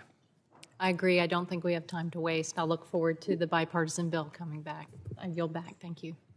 Thank you. Gentlelady yields back. Now I'll recognize the Vice Chairman of the subcommittee, my good friend, Mr. Wahlberg from the great state of Michigan. Thank you, Mr. Chairman, and thanks to the panel for being here and staying here, waiting around for us as well. Many of my colleagues know that protecting kids has been a top priority of mine while serving on this committee. Although protections currently exist for some children, the scope is limited and doesn't cover the terrible harms we are hearing about in the news. We know the stories like the one in Marquette, Michigan, way up in the Upper Peninsula of Michigan. A very rural area, very few people up in that area, where scammers pretended to be another student and extorted a 17-year-old football player, good guy, who sadly took his own life after being blackmailed, and another where innocent photos and personal information of 10 middle schoolers, females, were turned into explicit images. These kids are met with harassment and extortion by vile actors scraping their data and threatening digital forgeries, explicit pictures to be given to their friends and family. This is abhorrent, and Congress must work to protect children from these evil actions. I ask for unanimous consent to enter this article, Mr. Chairman, into the record, how AI makes it even harder to protect your teen from sextortion online. Without objection, so ordered. Thank you. Mr. Leibowitz, how can the work of this committee in doing what we're doing on enacting a comprehensive data privacy and security law prevent these type of harms to our young people? Well, you have a number of provisions in the privacy legislation that this committee reported out 53-2 last year that really help protect young people, vulnerable population, from abusive AI. It's not the end of it's not all the protections, so you should keep on working on AI issues, but it's important. So, requirements for data security, restrictions on collecting data without consumer permission, mandatory risk assessments, obligations for companies to minimize data, finding authority for the FTC and state attorneys general, the protections which we just talked about on minors 17 and under, and then I'll also and these will have the teeth in it to really do the job. Well, there's an absence of teeth now, right? And current law is inadequate. So I think this will take a really critical first step, an important step, in not letting all of that information out of the barn, particularly as it hurts consumers. And I just want to make one other point, which was that COPPA was and COPPA is 20 years old now, and it needs to be updated. But it was really well written by Congress. So, for example, one thing you did was you allowed state AGs to also enforce the law. Another thing is you gave the FTC rulemaking authority. And so when I was at the FTC, we updated the COPPA rule to prohibit the collection of precise geolocation information. Now, when COPPA was written, nobody knew what geolocation information was. When I got to the FTC, I didn't know what geolocation information was. But we realized it was a big gap in COPPA, and we were able to fix it. So I think you need to give some rulemaking authority, possibly within guardrails, and I think you did that last year to the FTC to do some rulemaking because they have expertise in this area. Okay, thank you. Mr. Krikorian, I'd be remiss if I didn't bring up your testimony on self-driving vehicles. Michigan's the auto capital of the world. An area that is of great priority to Republicans on this committee, that self-driving space. I've had reservations in the past, especially on how to make sure other road users, like motorcyclists, remain safe. I do believe these vehicles can be made safe, but there are certainly limitations to where and under what parameters they can be tested. In order to become better and have greater chance to deploy broadly, self-driving vehicles need to collect data, lots of data, to improve. I think this is analogous to other areas that Chair Bilirakis discussed in his opening statement. Good actors can use the data they collect to improve products and service, increase cybersecurity, or other improvements that they think is reasonable. Can you explain the harms that could arise if we limit this type of improvement and innovation? Thank you for that question. If we don't do, if the question is what happens if we don't do enough data collection in order to make these things safe, then we won't have enough data to power our algorithms. We won't have enough data to power our simulations, and therefore we won't understand all the different complexities of what we might encounter on the road. We used to collect terabytes of information at Uber for every hour that we drove on the road, so we can properly analyze it after the fact and make sure that we're accounting for every single possible edge case that we might see on the road. And if we didn't do that, then we would have a problem. Like, we just wouldn't be able to understand all the situations, say a toddler running across the road, which happens maybe 1 in a million miles, but that 1 in a million miles is incredibly important. So if we don't capture all that data, it's incredibly important that we have major issues on the simulation and the data validation side. I will say, though, there are ways to capture this data and preserve privacy at the same time. You could be capturing data and scrubbing faces before it hits disk. You could be doing all these things that allows us to still get what we need from the information without violating, say, where a person is going or becoming a mass surveillance mechanism that's roving on the roads. Yeah. Thank you. My time has expired. I yield back. Thank you. I recognize Representative Kelly for her 5 minutes of questioning. Before I started, I wanted to yield a minute to Representative Cardenas. Thank you for yielding, and thank you, Mr. Chairman and Ranking Member, for having this important hearing. The advancement of artificial intelligence brings massive opportunity for the United States and the world. Through the development of AI, we will see unprecedented progress in research and innovation, improvements in the existing industries, and the creation of entirely new ones. However, there are negative aspects as well that we could actually make better with legislation through Congress. For example, artists deserve to be compensated when their work is used, and importantly, they should not be competing in marketplaces with products that are artificially generated without AI-generated products being clearly labeled. This can and will vastly, drastically change the workplace, not throughout America only, but throughout the world, and I think that we can do a good job of legislating to make sure that we mitigate as much as we can. And with that, thank you so much for yielding time. Ms. Kelly. Thank you, Chair Bilirakis and Ranking Member Schakowsky, for holding this important hearing. As many of you know, a few years ago, I had the pleasure of working with former Congressman Will Hurd of Texas in partnership with the Bipartisan Policy Center to produce 4 white papers related to a national artificial intelligence, or AI, strategy. As such, I have spent the past few years following the development of these technologies and systems, and I agree that AI has great potential to create new opportunities and greatly improve the lives of Illinoisans and all Americans. But we have already seen many ethical challenges that previously existed, like bias, talked about privacy, and power asymmetries, evolve and can be greatly exacerbated by the emerging use of AI technologies and systems. For these reasons, I strongly believe the issue of civil rights and liberties must be front and center in discussions about the development, deployment, and oversight of AI technologies. We must protect against the potential for these AI technologies and systems to harm Americans and reduce the ability of all communities to participate in the digital transformation of the economy. Ms. Kak. ADPPA has strong provisions regarding the need for data minimization, which I strongly support. Some critics have suggested that the principle of data minimization would hamper U.S. companies' ability to develop and deploy AI systems, leaving them at a competitive disadvantage to companies based in other countries. Do you agree with these concerns, or do you believe American companies can deploy AI while also having strong federal data privacy regulations? Thank you, Ms. Kelly. I disagree with those statements because they're based on a misleading caricature of data minimization itself. I think this caricature presents data minimization as somehow stopping access to data wholesale, whereas the truth is very far from that. We're simply setting guardrails on permissible purposes, and we're kind of providing an antidote with data minimization to the otherwise incentive supercharged with AI, the incentive that exists to kind of hoover up as much data about users and store it for as long as possible. Now, one other way to put this is that in America, we want to be incentivizing the right kind of innovation.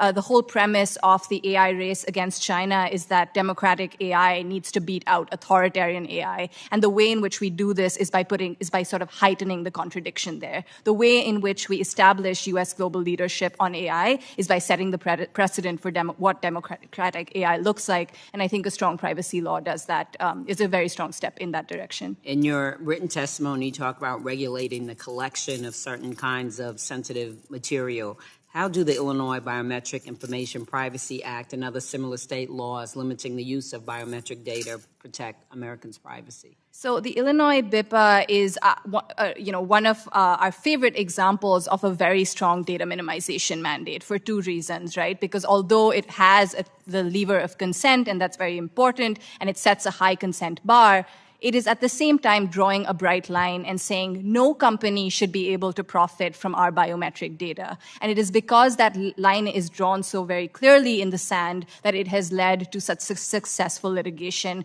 Most recently, the fact that Clearview AI has now been permanently banned from selling its face database of millions of our faces to private entities for profit. And Ms. Espinel, would you please elaborate on why robust data protection is so critical?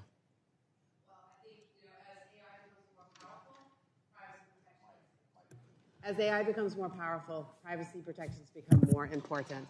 So we've already had a conversation about the risks, deep fakes, hackers' access to consumer data. These concerns are real. They are happening now. That makes the need for federal privacy legislation even more urgent. But I would also say we need legislation on high-risk uses of AI as well. And I commend the committee for the bill that you developed last year that addresses both of those issues. Thank you so much. I yield back. Okay, gentlelady yields back, and now I'll recognize the representative from South Carolina, Mr. Duncan, for his 5 minutes of questioning. Thank you, Mr. Chairman, and very timely hearing. We may have to tap into AI to figure out how to elect a Speaker of the House. We're going to have a hearing tomorrow on AI in the energy sector. I chair the Energy Subcommittee. So I look forward to that. On July 13th, 2023, the People's Republic of China issued final measures aimed at regulating generative AI services, such as ChatGPT, to the Chinese public. Under these provisions, content providers must uphold the integrity of state power and ensure the development of products aligning with the socialist agenda of the Chinese Communist Party. These actions, along with censorship and the CCP's growing control of a private sector, have stifled domestic growth and innovation. While this committee recognizes the need for a framework to address AI's potential risks to ensure responsible development and deployment, how do we also ensure that AI systems align with our own democratic values while promoting a fair and open regulatory environment? So for Ms. Espinel, you've talked about the different roles of companies in privacy and AI legislation. Tell me more about those roles and why legislation should distinguish between them. So first I'll say I think it is very possible to have regulation that leads to responsible AI and takes a different approach than other countries. And I think the United States being a leader on what a regulatory approach to AI that reflects our values, I think that's critically important. One of the things that it also needs to do is recognize the different roles that you refer to. There are companies that develop AI, there are companies that use AI. Our companies do both, and there should be obligations on both. But they should reflect the fact that whether you're training a system, creating a system, or using a system, you're going to have access to different information. And importantly, you're going to be able to take different kinds of steps to identify risks and then fix those risks. So having obligations for both and having impact assessments that will give companies a tool to identify what the risks are and then importantly go out and fix those risks is critically important. Yeah, thank you for that. Many privacy laws around the world in the U.S. In the U.S. statutes governing privacy and security of financial and health information distinguish between controller versus a processor in order to recognize the different roles they play in the ecosystem and tailor responsibilities accordingly. Why should Congress support maintaining this distinction in federal privacy legislation? That question's to you, too. For the same reason, because whether you are a service provider that is processing data, so for example, if you are a grocery store and you are collecting data about your consumers, you should and be responsible for making decisions about how to limit use of that data. For example, if you're a service provider that is processing that data, you often will not have access to it, and we don't want service providers to have access to it. That would undermine privacy. So that's a practical example of why those distinctions, which again, this committee has recognized and has been recognized, I think, in 126 privacy laws around the world, right? Is important. And so commend you for the work on that. Yeah, and if I could add just one small point to that, and I agree with everything Ms. Espinel said, but she works for an association of the best companies. And they are. And sometimes, let the record reflect. Fine. And if you don't have a standard or a floor, then the companies that aren't the best companies, and sometimes even the companies that are almost the best companies, they go down to the bottom because they're at a competitive disadvantage. And so at the FTC, we went after a lot of scammers, and they would come into my office, or companies that engaged in deception. And they weren't bad companies, but they would say, yeah, I would like to protect consumer data this much. But if I did that, we couldn't earn money because everybody else is at a lower level. And that's why you need a privacy baseline, and that's one reason we're going to move on. I've heard concerns about how AI-generated content using profiling from individuals' image and voice without acquiring consent. While this committee has been focused on privacy and data security for some time, we've also focused on NIL and how it impacts people such as college athletes. To that end, I'm curious if you see issues beyond privacy like property right protection, image protection, whatever, as an essential part of what Congress should be addressing when tackling AI policy. And I don't care who answers it. We've got 45 seconds. Well, I think there are important issues that are raised here. I think one of the things that Congress could think about is whether or not a right of publicity at a federal level would be helpful here. There are rights of publicity at the state law, but again, not all states have those laws. There's not one sort of federal standard for that. So a suggestion would be that Congress consider creating a federal right of publicity to address some of those concerns. I mean, Mr. Chairman, I've seen some videos recently where image of someone was taken and AI-generated content of that person speaking something that they never said. And how that could be used in the political realm or against adversaries for blackmail, other things, even putting college athletes and students in bad positions where they've got to say that wasn't me. It looked real, and it's scary. And with that, we're always concerned about the privacy of American citizens. Thanks for bringing that up. Appreciate it. Mr. Gregg, do you want to respond to that at all? Oh, good. I did it. Very briefly. Yeah, please. Very briefly? Yeah. No. Okay. All right. Now I'll recognize my good friend from the state of Florida, Mr. Soto, for his 5 minutes of questioning. Thank you. Thank you, Mr. Chairman, and thank you to our witnesses for being here and having patience as we had to interrupt the hearing for a little while. We know whether it's deep fakes or ChatGPT, looking at fraud by impersonation or advanced manufacturing, that AI is awe-inspiring, but it also can be disruptive. We see it's particularly being disruptive in professional services and entertainment, in various different parts of our economy. Mr. Gregg, first, I want to unequivocally announce my support for those SAG-AFTRA members who are striking for better wages, benefits, and workplace rights. We have many of your members in Florida and really appreciate it. I represent the Orlando area, and we have many artists working in our theme parks, as actors, as musicians, in production. And I know that you've already mentioned AI is being used increasingly to replicate well-known actors and things of that nature. It'd be great to hear how you think it affects those who are in production, all those workers who are helping to produce movies and minor characters and extras and, you know, the vast majority of folks that are involved in the SAG-AFTRA union. Thank you so much for your support for our union's activities. The question, if I understand it, is how AI and this issue affects the broader rank and file of the crews and the, I don't know what, not movie stars, et cetera, who work in our business. For us, we were just talking moments ago, for us, this is not a future concern. This is already happening now. As I said, the move from streaming felt like a test case for us where, because it was monetized in a different way that was advantageous more to the corporations and disadvantaged the right rank and file actors and production people, we already saw a huge shift down for the workforce. The median income of writers went down 14% during the time when obviously cost of living has gone up. Of the entire rank and file of SAG-AFTRA, which is, before this strike, a lot of people thought was just, that George Clooney or whoever's got a lot of money. But what's been able to be communicated, in my opinion, is that the vast majority of people, whether they're IATSE crew members or actors or writers, are in the middle.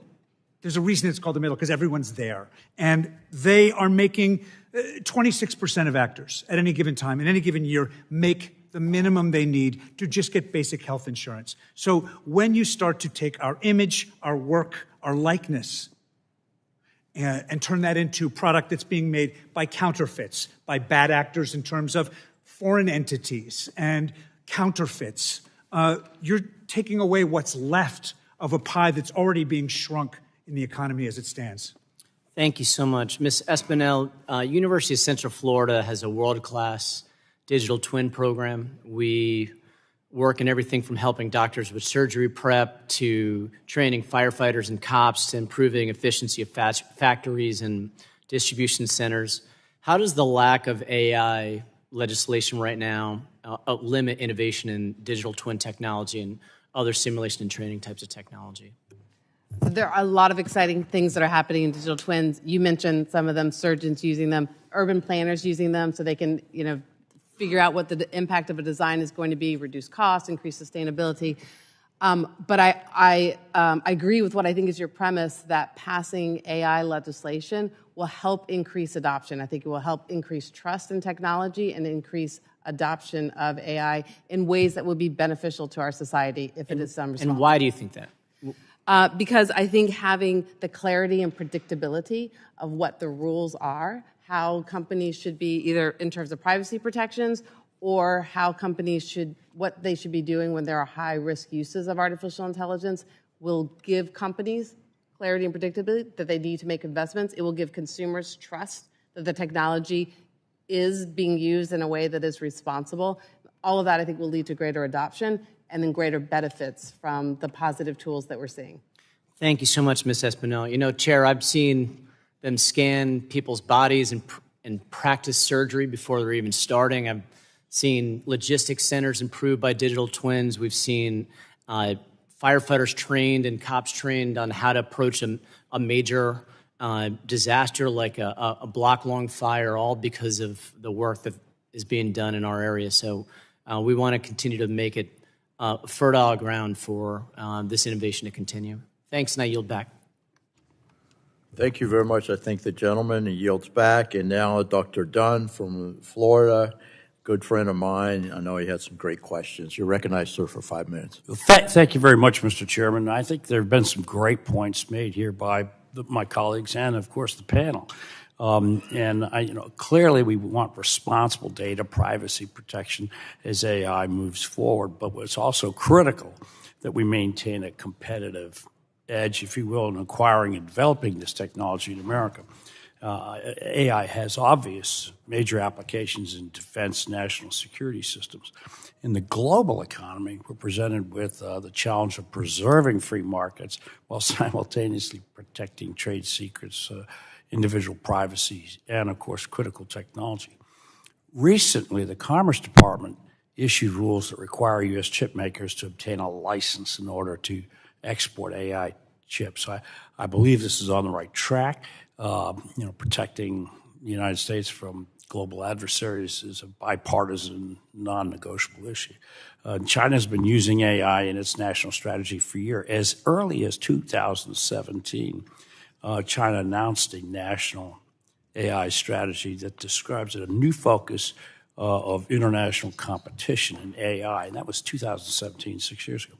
This begs the question of what incentives should we be considering to ensure that our companies won't sell products to China in a manner that deteriorates our not only our competitive advantage, but our national security. I have a July article in CSIS which reads, The reality of Chinese military purchases is not up for debate. It was openly published in unclassified Chinese military procurement contracts. Followed just between April and November of 2020, they followed over 21,000 such contracts that all specified specifically American chips had to be used in the contract. Not one single contract specified purchasing Chinese chips. So, corporate profits in America, shareholder earnings, are a clear motivation for U.S.-based AI chip manufacturers to export AI technology, even to communist China. But we need corporate America's cooperation on this, and it's an extremely dangerous area. Mr. Leibowitz, I know you have a lot of experience at the FTC. Do you think these export controls, current as they exist, are they going far enough, or should they be tweaked? Well, I'm no expert on export controls, but I do agree with everything you've said, and it makes sense to keep exploring this approach. I would say also that when it comes to sort of leadership on protecting consumer privacy and ensuring the proper guardrails on AI, it would be much better if our companies didn't go looking to Brussels for rules, but came to the United States, and we set our own rules that are helpful to American corporations. Okay, we look to you for ideas on these things, at all of our panel members. On another note, the Bank of America noted that their prediction by 2030, AI will be driving $16 trillion with a T dollars worth of economic activity annually. That just impacts every sector.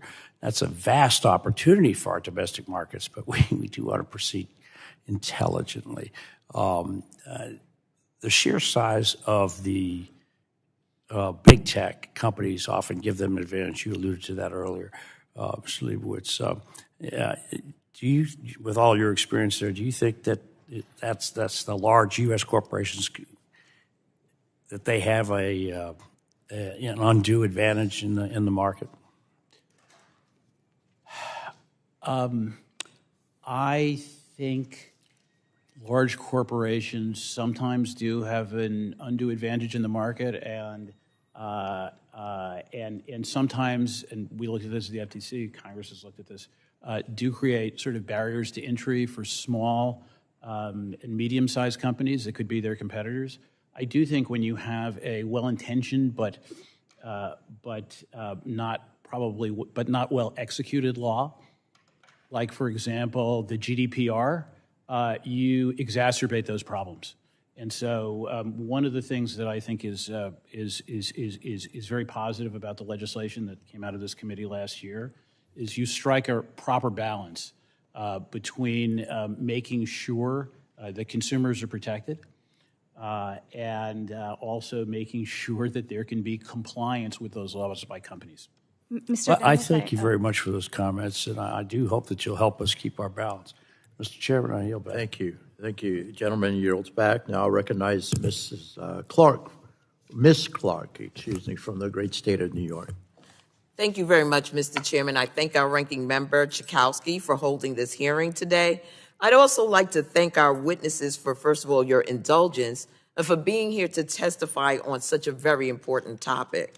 I'd also like to take a moment to recognize the context in which this hearing is being held. Right now, the House is essentially paralyzed. Even if this committee were to finally approve bipartisan privacy and AI regulations, the House couldn't even vote on it. Republicans continue to demonstrate their inability not only to govern, but just figure out who to lead them, all while we are marching closer to another Republican shutdown. Democrats remain committed to passing bipartisan legislation that meets the moment, whether that's a comprehensive privacy law or addressing the war in Ukraine and the escalating Israeli-Hamas conflict. I believe, as many of my colleagues do, that one of the best ways to protect consumers and promote responsible use of AI is by passing comprehensive data privacy legislation. Having said that, Ms. Espinel, in your testimony, you referenced how impact assessments are already being used across the industry. What are AI companies currently doing to evaluate risks created by their systems before and after the systems are deployed? So thank you very much, and thank you for your long leadership on these issues. So our companies, I represent the enterprise-facing part of the tech industry, are taking quite a few steps. So sometimes that is testing their models, including doing red teaming. Sometimes that is, often that is assessing the quality of the data that's going into it. But the specific steps that they're taking often fall into this framework of impact assessments that you referred to.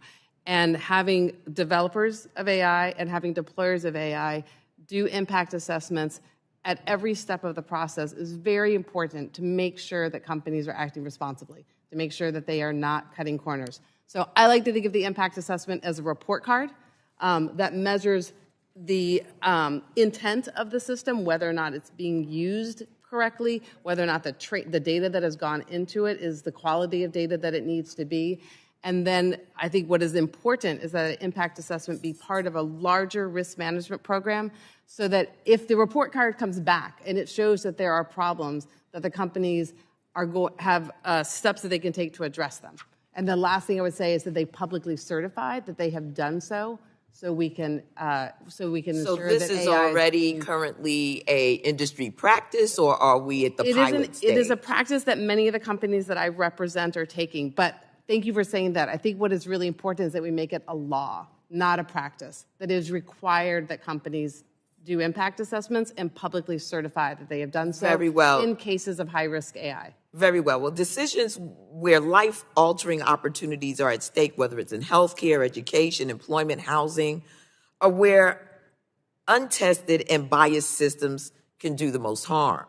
It is essential for companies to evaluate and mitigate the potential risks of a system before it is released. We need strong rules that prevent companies from releasing systems that replicate and amplify the harmful biases in our society. I was so glad to see so many of my provisions from the Algorithmic Accountability Act included in the ADPPA last Congress.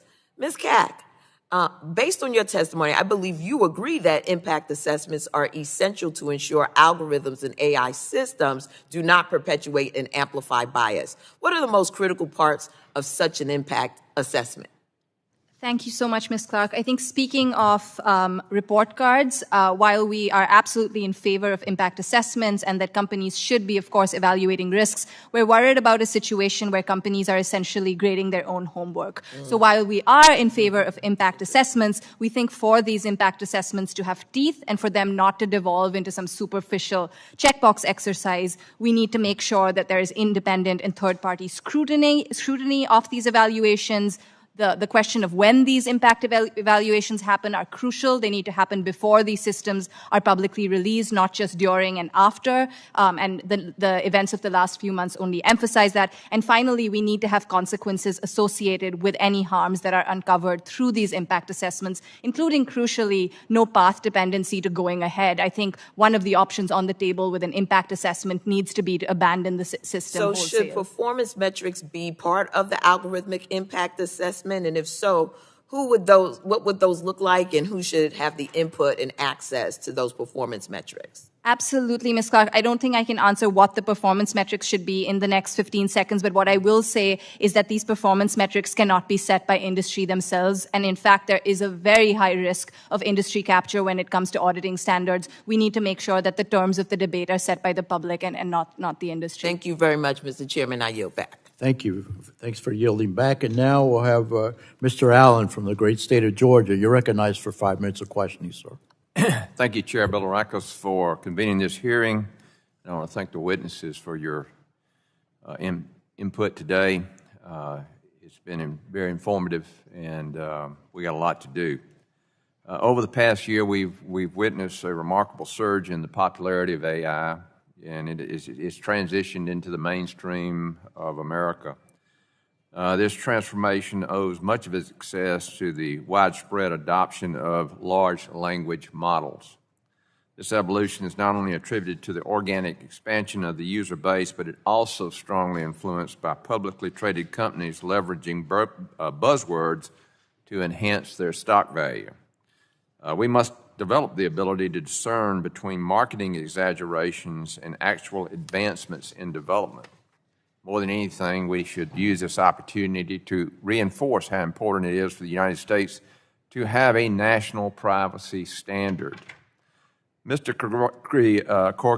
Krikorian, what data are LLMs usually trained off of? Thank you for that question. LLMs generally are trained on large corpuses of data. Now, the question comes from where do they get those data from? Organizations such as OpenAI have used public crawl information where they have trained across the entirety of the internet or a decent subset of the internet that's been publicly available for them.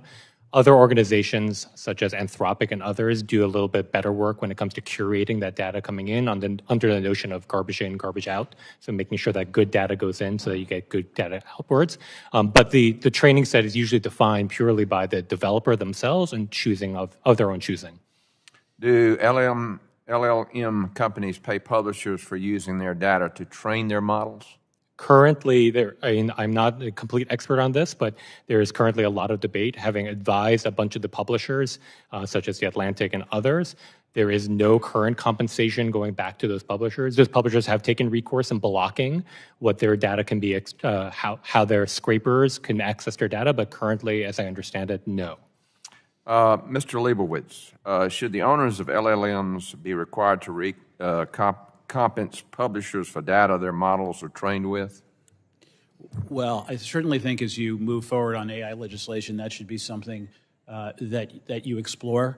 The perspective of the FTC is always protecting consumers, and certainly consumers need to be protected from abuses in AI. But I also worked for the film industry for a short period of time, a brief period of time, and of course, people need to, whether they're authors or whether they're, and my wife is a journalist, or whether they are creators, or whether they're artists, they deserve some degree of compensation. And so I agree with the premise of the question for sure. Does the FTC already have authority to require these companies to compensate the publishers for using their data? Well, no, the FTC doesn't. The FTC has, I would say, it has about 80% of the authority it needs to protect consumers from, fraud and deception and unfairness. But it also, the Supreme Court took away its equitable relief authority, so it no longer has the ability, for the most part, to get equitable relief to injured victims or to disgorge profits from corporations that violate the FTC Act. Most companies try to be on the right side of that, but that would be a thing, and I know your committee is working on it, giving the FTC equitable relief authority that is an important element of it being an effective law enforcement agency. Thank you. Ms. Kak, should transparency about publishers' content in training data sets be part of the conversation about ethical AI? Absolutely. I think what the landscape we're operating within today is that we don't have basic information about what data sets these models were trained on and what practices were taken care of to prevent risks. And so I think the start of any conversation and basic consumer AI literacy demands that we have answers to these questions before we can move further. And I think a data privacy law would be a strong step in that direction. Okay. I've got about 30 seconds left. A key issue associated with generative AI systems is the risk they pose for proliferating harmful content, including fake news, misinformation, disinformation, and entrenching bias against conservatives. Since I'm out of time, if you would submit this for the record, do you think, and this was all of our panelists today, do you think that one guardrail that can be attached to generative AI tools is requiring that outputs contain clear, prominent sources so that consumers can evaluate an output's trustworthiness? And if you would respond to that in writing, I'm out of time. And Chairman, I yield back. But I would say yes. Okay, thank you. Thank you very much. Appreciate it. And the gentleman yields back. Now I'll recognize Mr. Falter for his 5 minutes of questioning. Thank you, Mr. Chairman. And to the panelists, thank you for your time and your expertise in sharing with us today. You probably are aware that some of us are bouncing in and out with multiple committees, and so some of this could be repeat questions. And if that's the case, please please be forgiving and know that we try not to cover ground twice, but sometimes it just happens. Mr. Gregg, I am not familiar with your industry that well. In fact, I rarely get a chance even to see movies anymore, but occasionally I do, and not long ago, I saw the most recent installment of the Indiana Jones series. And at the front end of that movie, there's a very young Harrison Ford in there, and I am told that that's AI-generated deepfake recreation. Whether it was or whether it wasn't, I'm not too worried about Harrison. My feeling is he probably got paid, and he probably got paid pretty well. But that may not be the case with other people in your industry area. That there might be some concerns. I'd like to ask you a two-point question. One would be, has that issue reached high priority within your industry? And two, what is the proper role of the federal government when it comes to regulating that activity, that regeneration or recreation activity? Thank you very much. That's an excellent question. The first part, I saw that. I did a movie called Captain Marvel where they wanted to use a younger version of me. I would like to use a younger version of me, but they actually had the capability to do so. And they did it. And there was Sam Jackson and I, both in the 90s, in a blockbuster. Anyway, which was a throwback, and that's weird. But they're able to do it.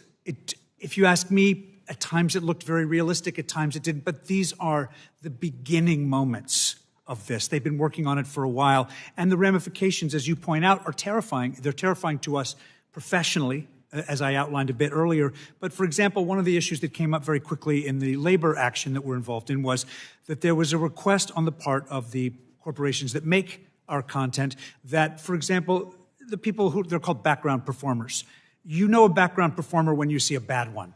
Most of the time you don't notice them because they're excellent. They're professionals. They work long hours, and they bring a whole world to life. They make the least money. They work the hardest. And what they wanted to do was scan these people once and then use them in perpetuity in whatever movie they wanted to use them in. And I think that's a fair jumping off point. You get to see what, I heard someone saying that if you want to know where this is going, look what gets incentivized. And it's a way that you can remove the human element of this because it doesn't demand a new contract. It doesn't need insurance benefits. And unfortunately, this also goes to another question, which was, how does this allow us to still be competitive? What it feels like is that the companies that we work for are focused on satisfying growth models and Wall Street. And since this technology, especially with AI involved, is advancing so quickly, by the time they realize, my dad, who I lost recently, said a great thing. He said, if you don't get the first moment of truth right, you probably won't see the second one. By the time they are able to do this, and we realize that something terribly artificial has crept into this and that the quality is gone that made our film and television business the best in the world, it'll be too late to do anything about it. And that's a very good response, and thank you for that. And just because time is running so short, the second part of that question is, do you have any counsel for us?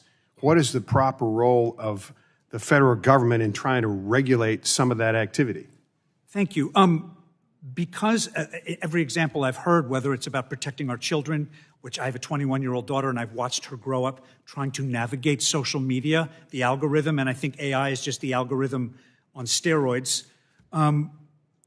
The left to the devices of commerce, I don't think we can trust the safety of our children. I don't think we can trust the safety of our performance. We need guardrails, and we need them on the federal level. As we said earlier this morning, this takes place across all boundaries instantaneously. Thank you.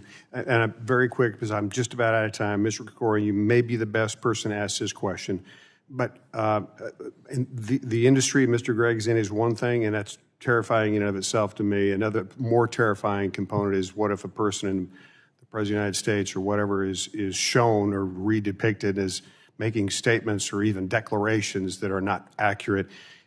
In the industry, do you have the technology to readily recognize a deep fake or recreation?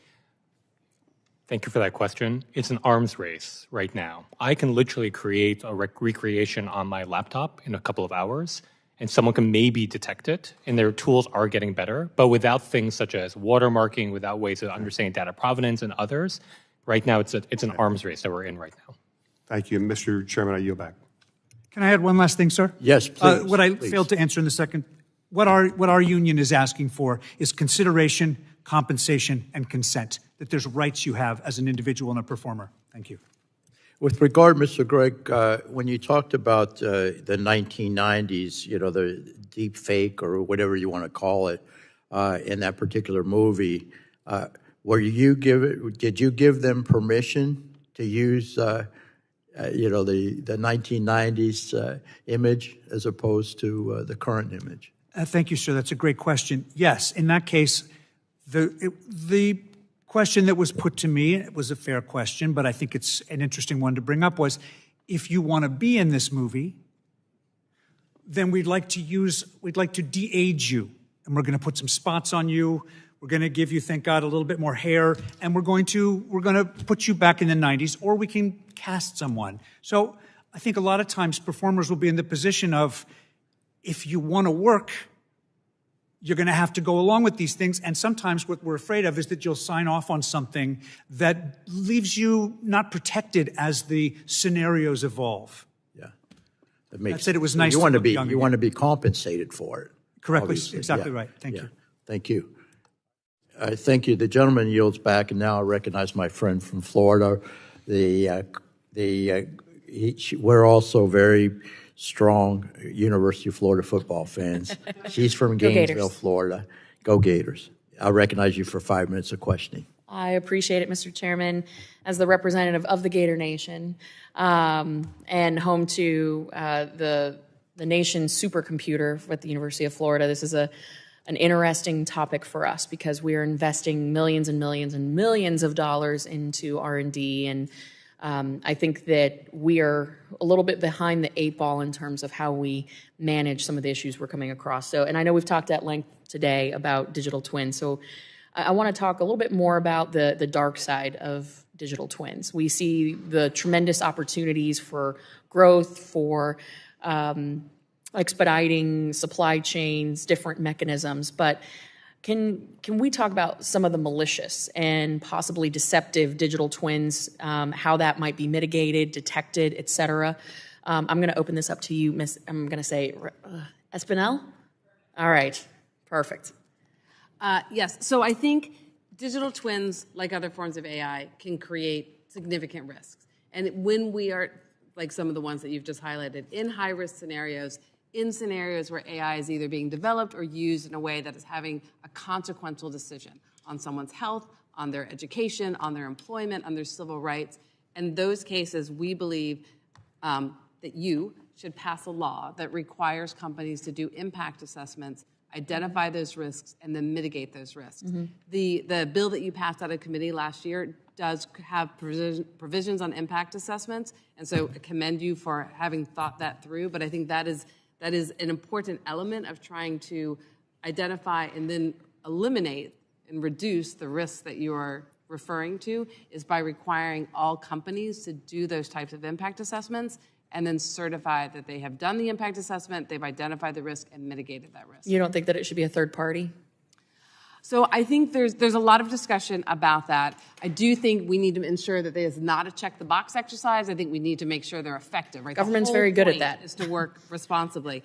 There are some pieces that are missing right now in order to have a system of third-party audits that would work effectively at the moment. So, for example, there's no accredited body to do third parties. There's no commonly agreed standards. But there are also groups that are working on those, and we're looking forward to working with many members of the community as those discussions continue.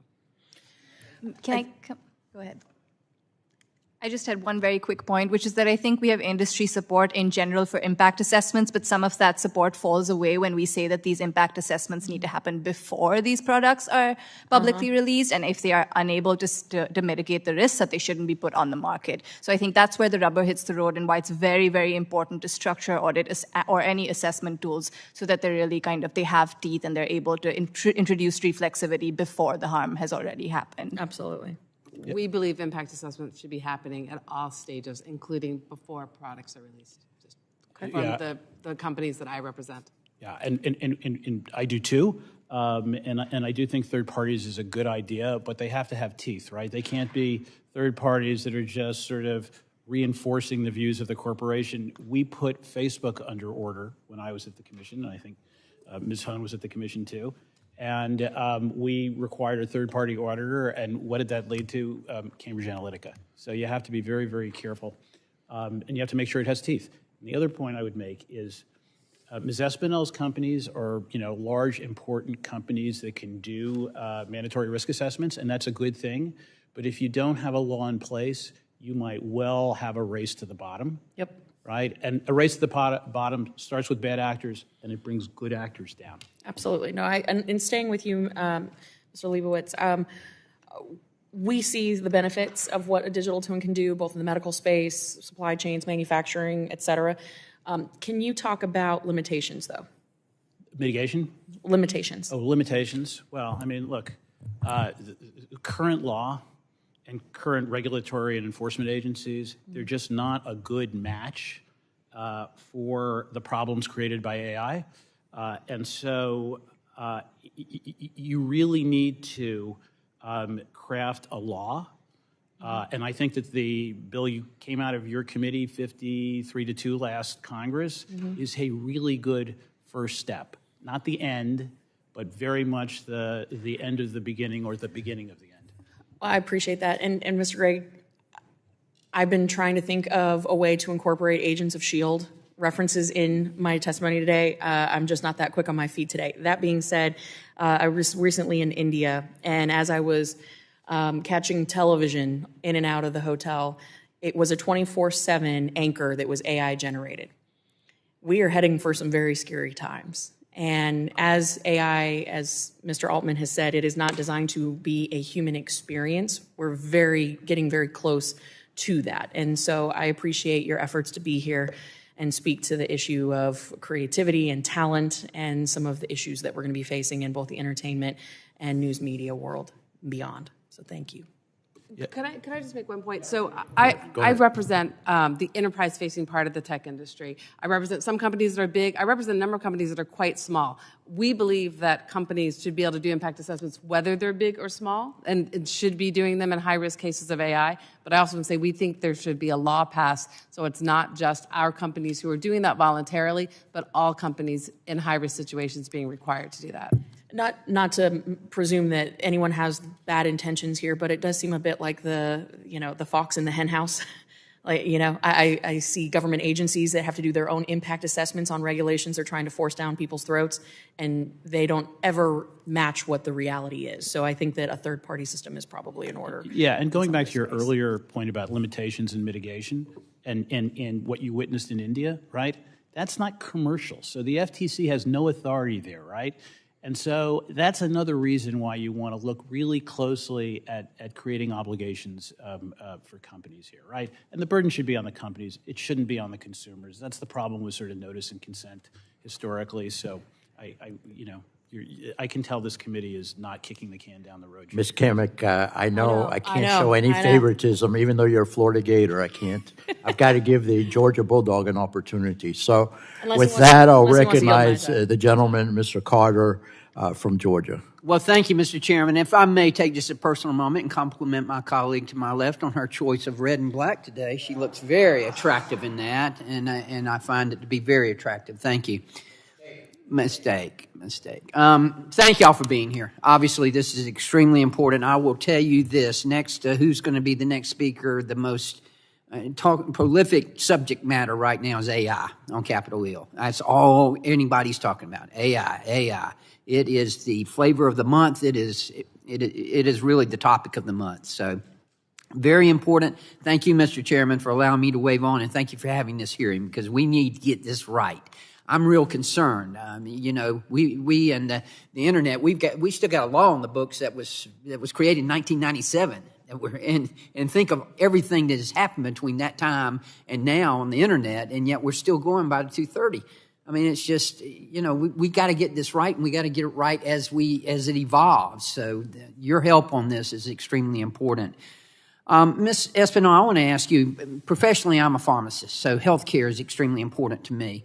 And I've been especially interested in the promise of AI in healthcare. However, there have been questions that have come about as a result of health data. For example, there are reports of chatbots giving medical diagnoses. I'm real concerned about this, and just want to ask you, what kind of privacy gaps are there as it relates to health data? Well, I would just say, as the daughter and the sister of doctors, I share that concern. Now, I think in terms of that's a great example of a high risk use of artificial intelligence, right? It's impacting someone's health. There are other high risk uses, but there could not be a better example. And I think when AI, like a chatbot, is being used, developed or used, and it's going to have an impact in a high risk situation like someone's health, then there need to be limitations on that. There need to be obligations to do impact assessments. And if it's going to create a risk, such as offering a diagnosis inappropriately, then that can't happen. And the companies need to have processes in place where they're identifying that could happen and then addressing it. And by addressing it, I mean trying to ensure that it does not happen. Mr. Leibowitz, you want to? Yeah, I was just going to add a couple of points. So one is the benefits in healthcare of artificial intelligence could be enormous, in a variety of areas. But there's also, as you point out, a big gap, right? We have HIPAA, but there's a lot of sensitive information that's outside of HIPAA, right? It's what you're looking at on the internet if you're trying to find a medical diagnosis. And companies shouldn't be collecting that information and marketing it and selling it and transferring it without your permission. And so, that is a sensitive category of information that your legislation on privacy would require affirmative express consent for. In other words, it can't be taken by consumers without clearly them authorizing it. Well, I can see where it can be extremely beneficial, yes, but I can also see where it can be extremely dangerous.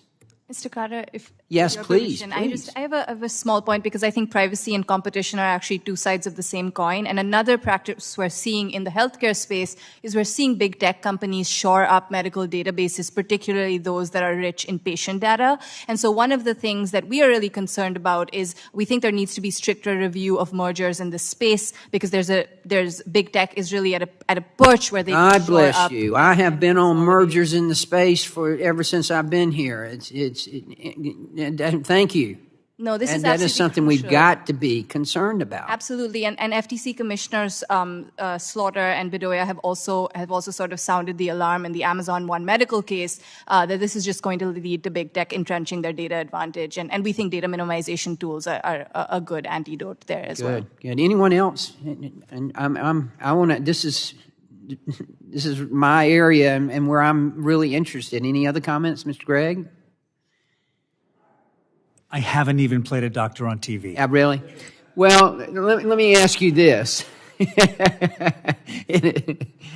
What are the effects of misleading and deceptive content on consumer protection and the entertainment industry? I know that's kind of what you're involved in, but what kind of misleading and deceptive content on consumer protection do we need to be aware of and do we need to be concerned with? I think I understand the question. Content in terms of fakes? Yes, because I'm such a trusting person. I don't know what the difference is and whether it's real or it's not. Yes. Well, fortunately for you, you weren't here earlier when I was talking about the terrifying, inappropriate images that were sent to me of me doing things that, as far as I know of, I've never done and would never do. And that's disturbing to have out there with a daughter who's online. But it's just an example of, I think this is where my business transcends out into your business, which is if they can make me appear doing something that I would never do, it's very dangerous to think that they could make you the Speaker, if we ever get one, the President, to say things, especially in really tense moments as we're going through right now with what's going on in the Middle East. The way things turn around so quickly, first of all, there's so much mistrust. People will have, if we tell them that wasn't real, they won't believe that either, that what's being eroded is truth. So I've said the other things I think about. It's taking the soul out of the art form that I perform in, but I also think the fingers of it reach way, way more broadly. Right. And again, Mr. Chairman, thank you for indulging with me, but this is why this is so important. We need to get this right. And I think the role that we play in Congress is going to be extremely important, but the role that the private sector has is going to be even more important. So thank you. Thank you all. Very much. I just want to thank y'all because I think we're going to make a good bill better due to your testimony and your input today. Please don't hesitate to come to our offices and offer suggestions, okay? Again, we had a limited amount of time, and I appreciate your patience today. But again, this is a very important issue. As my fellow SEC member, I went to the University of Florida, said, it's so important. Well, we got a real chance against you. I don't know, buddy. I think we got a shot. We'll see. Well, the way we played last week was very encouraging. But in any case, I want y'all to know our door's open to you. And so with that, I'm going to say I'm going to ask unanimous consent to insert in the record the documents included on the staff hearing documents today without objection. So ordered. And I remind members that they have 10 business days to submit questions for the record, and I ask the witnesses to respond to the questions promptly. Members should submit their questions by the close of business day on November 1st. So without objection, the subcommittee is adjourned. Extremely informative and very productive. Thank you.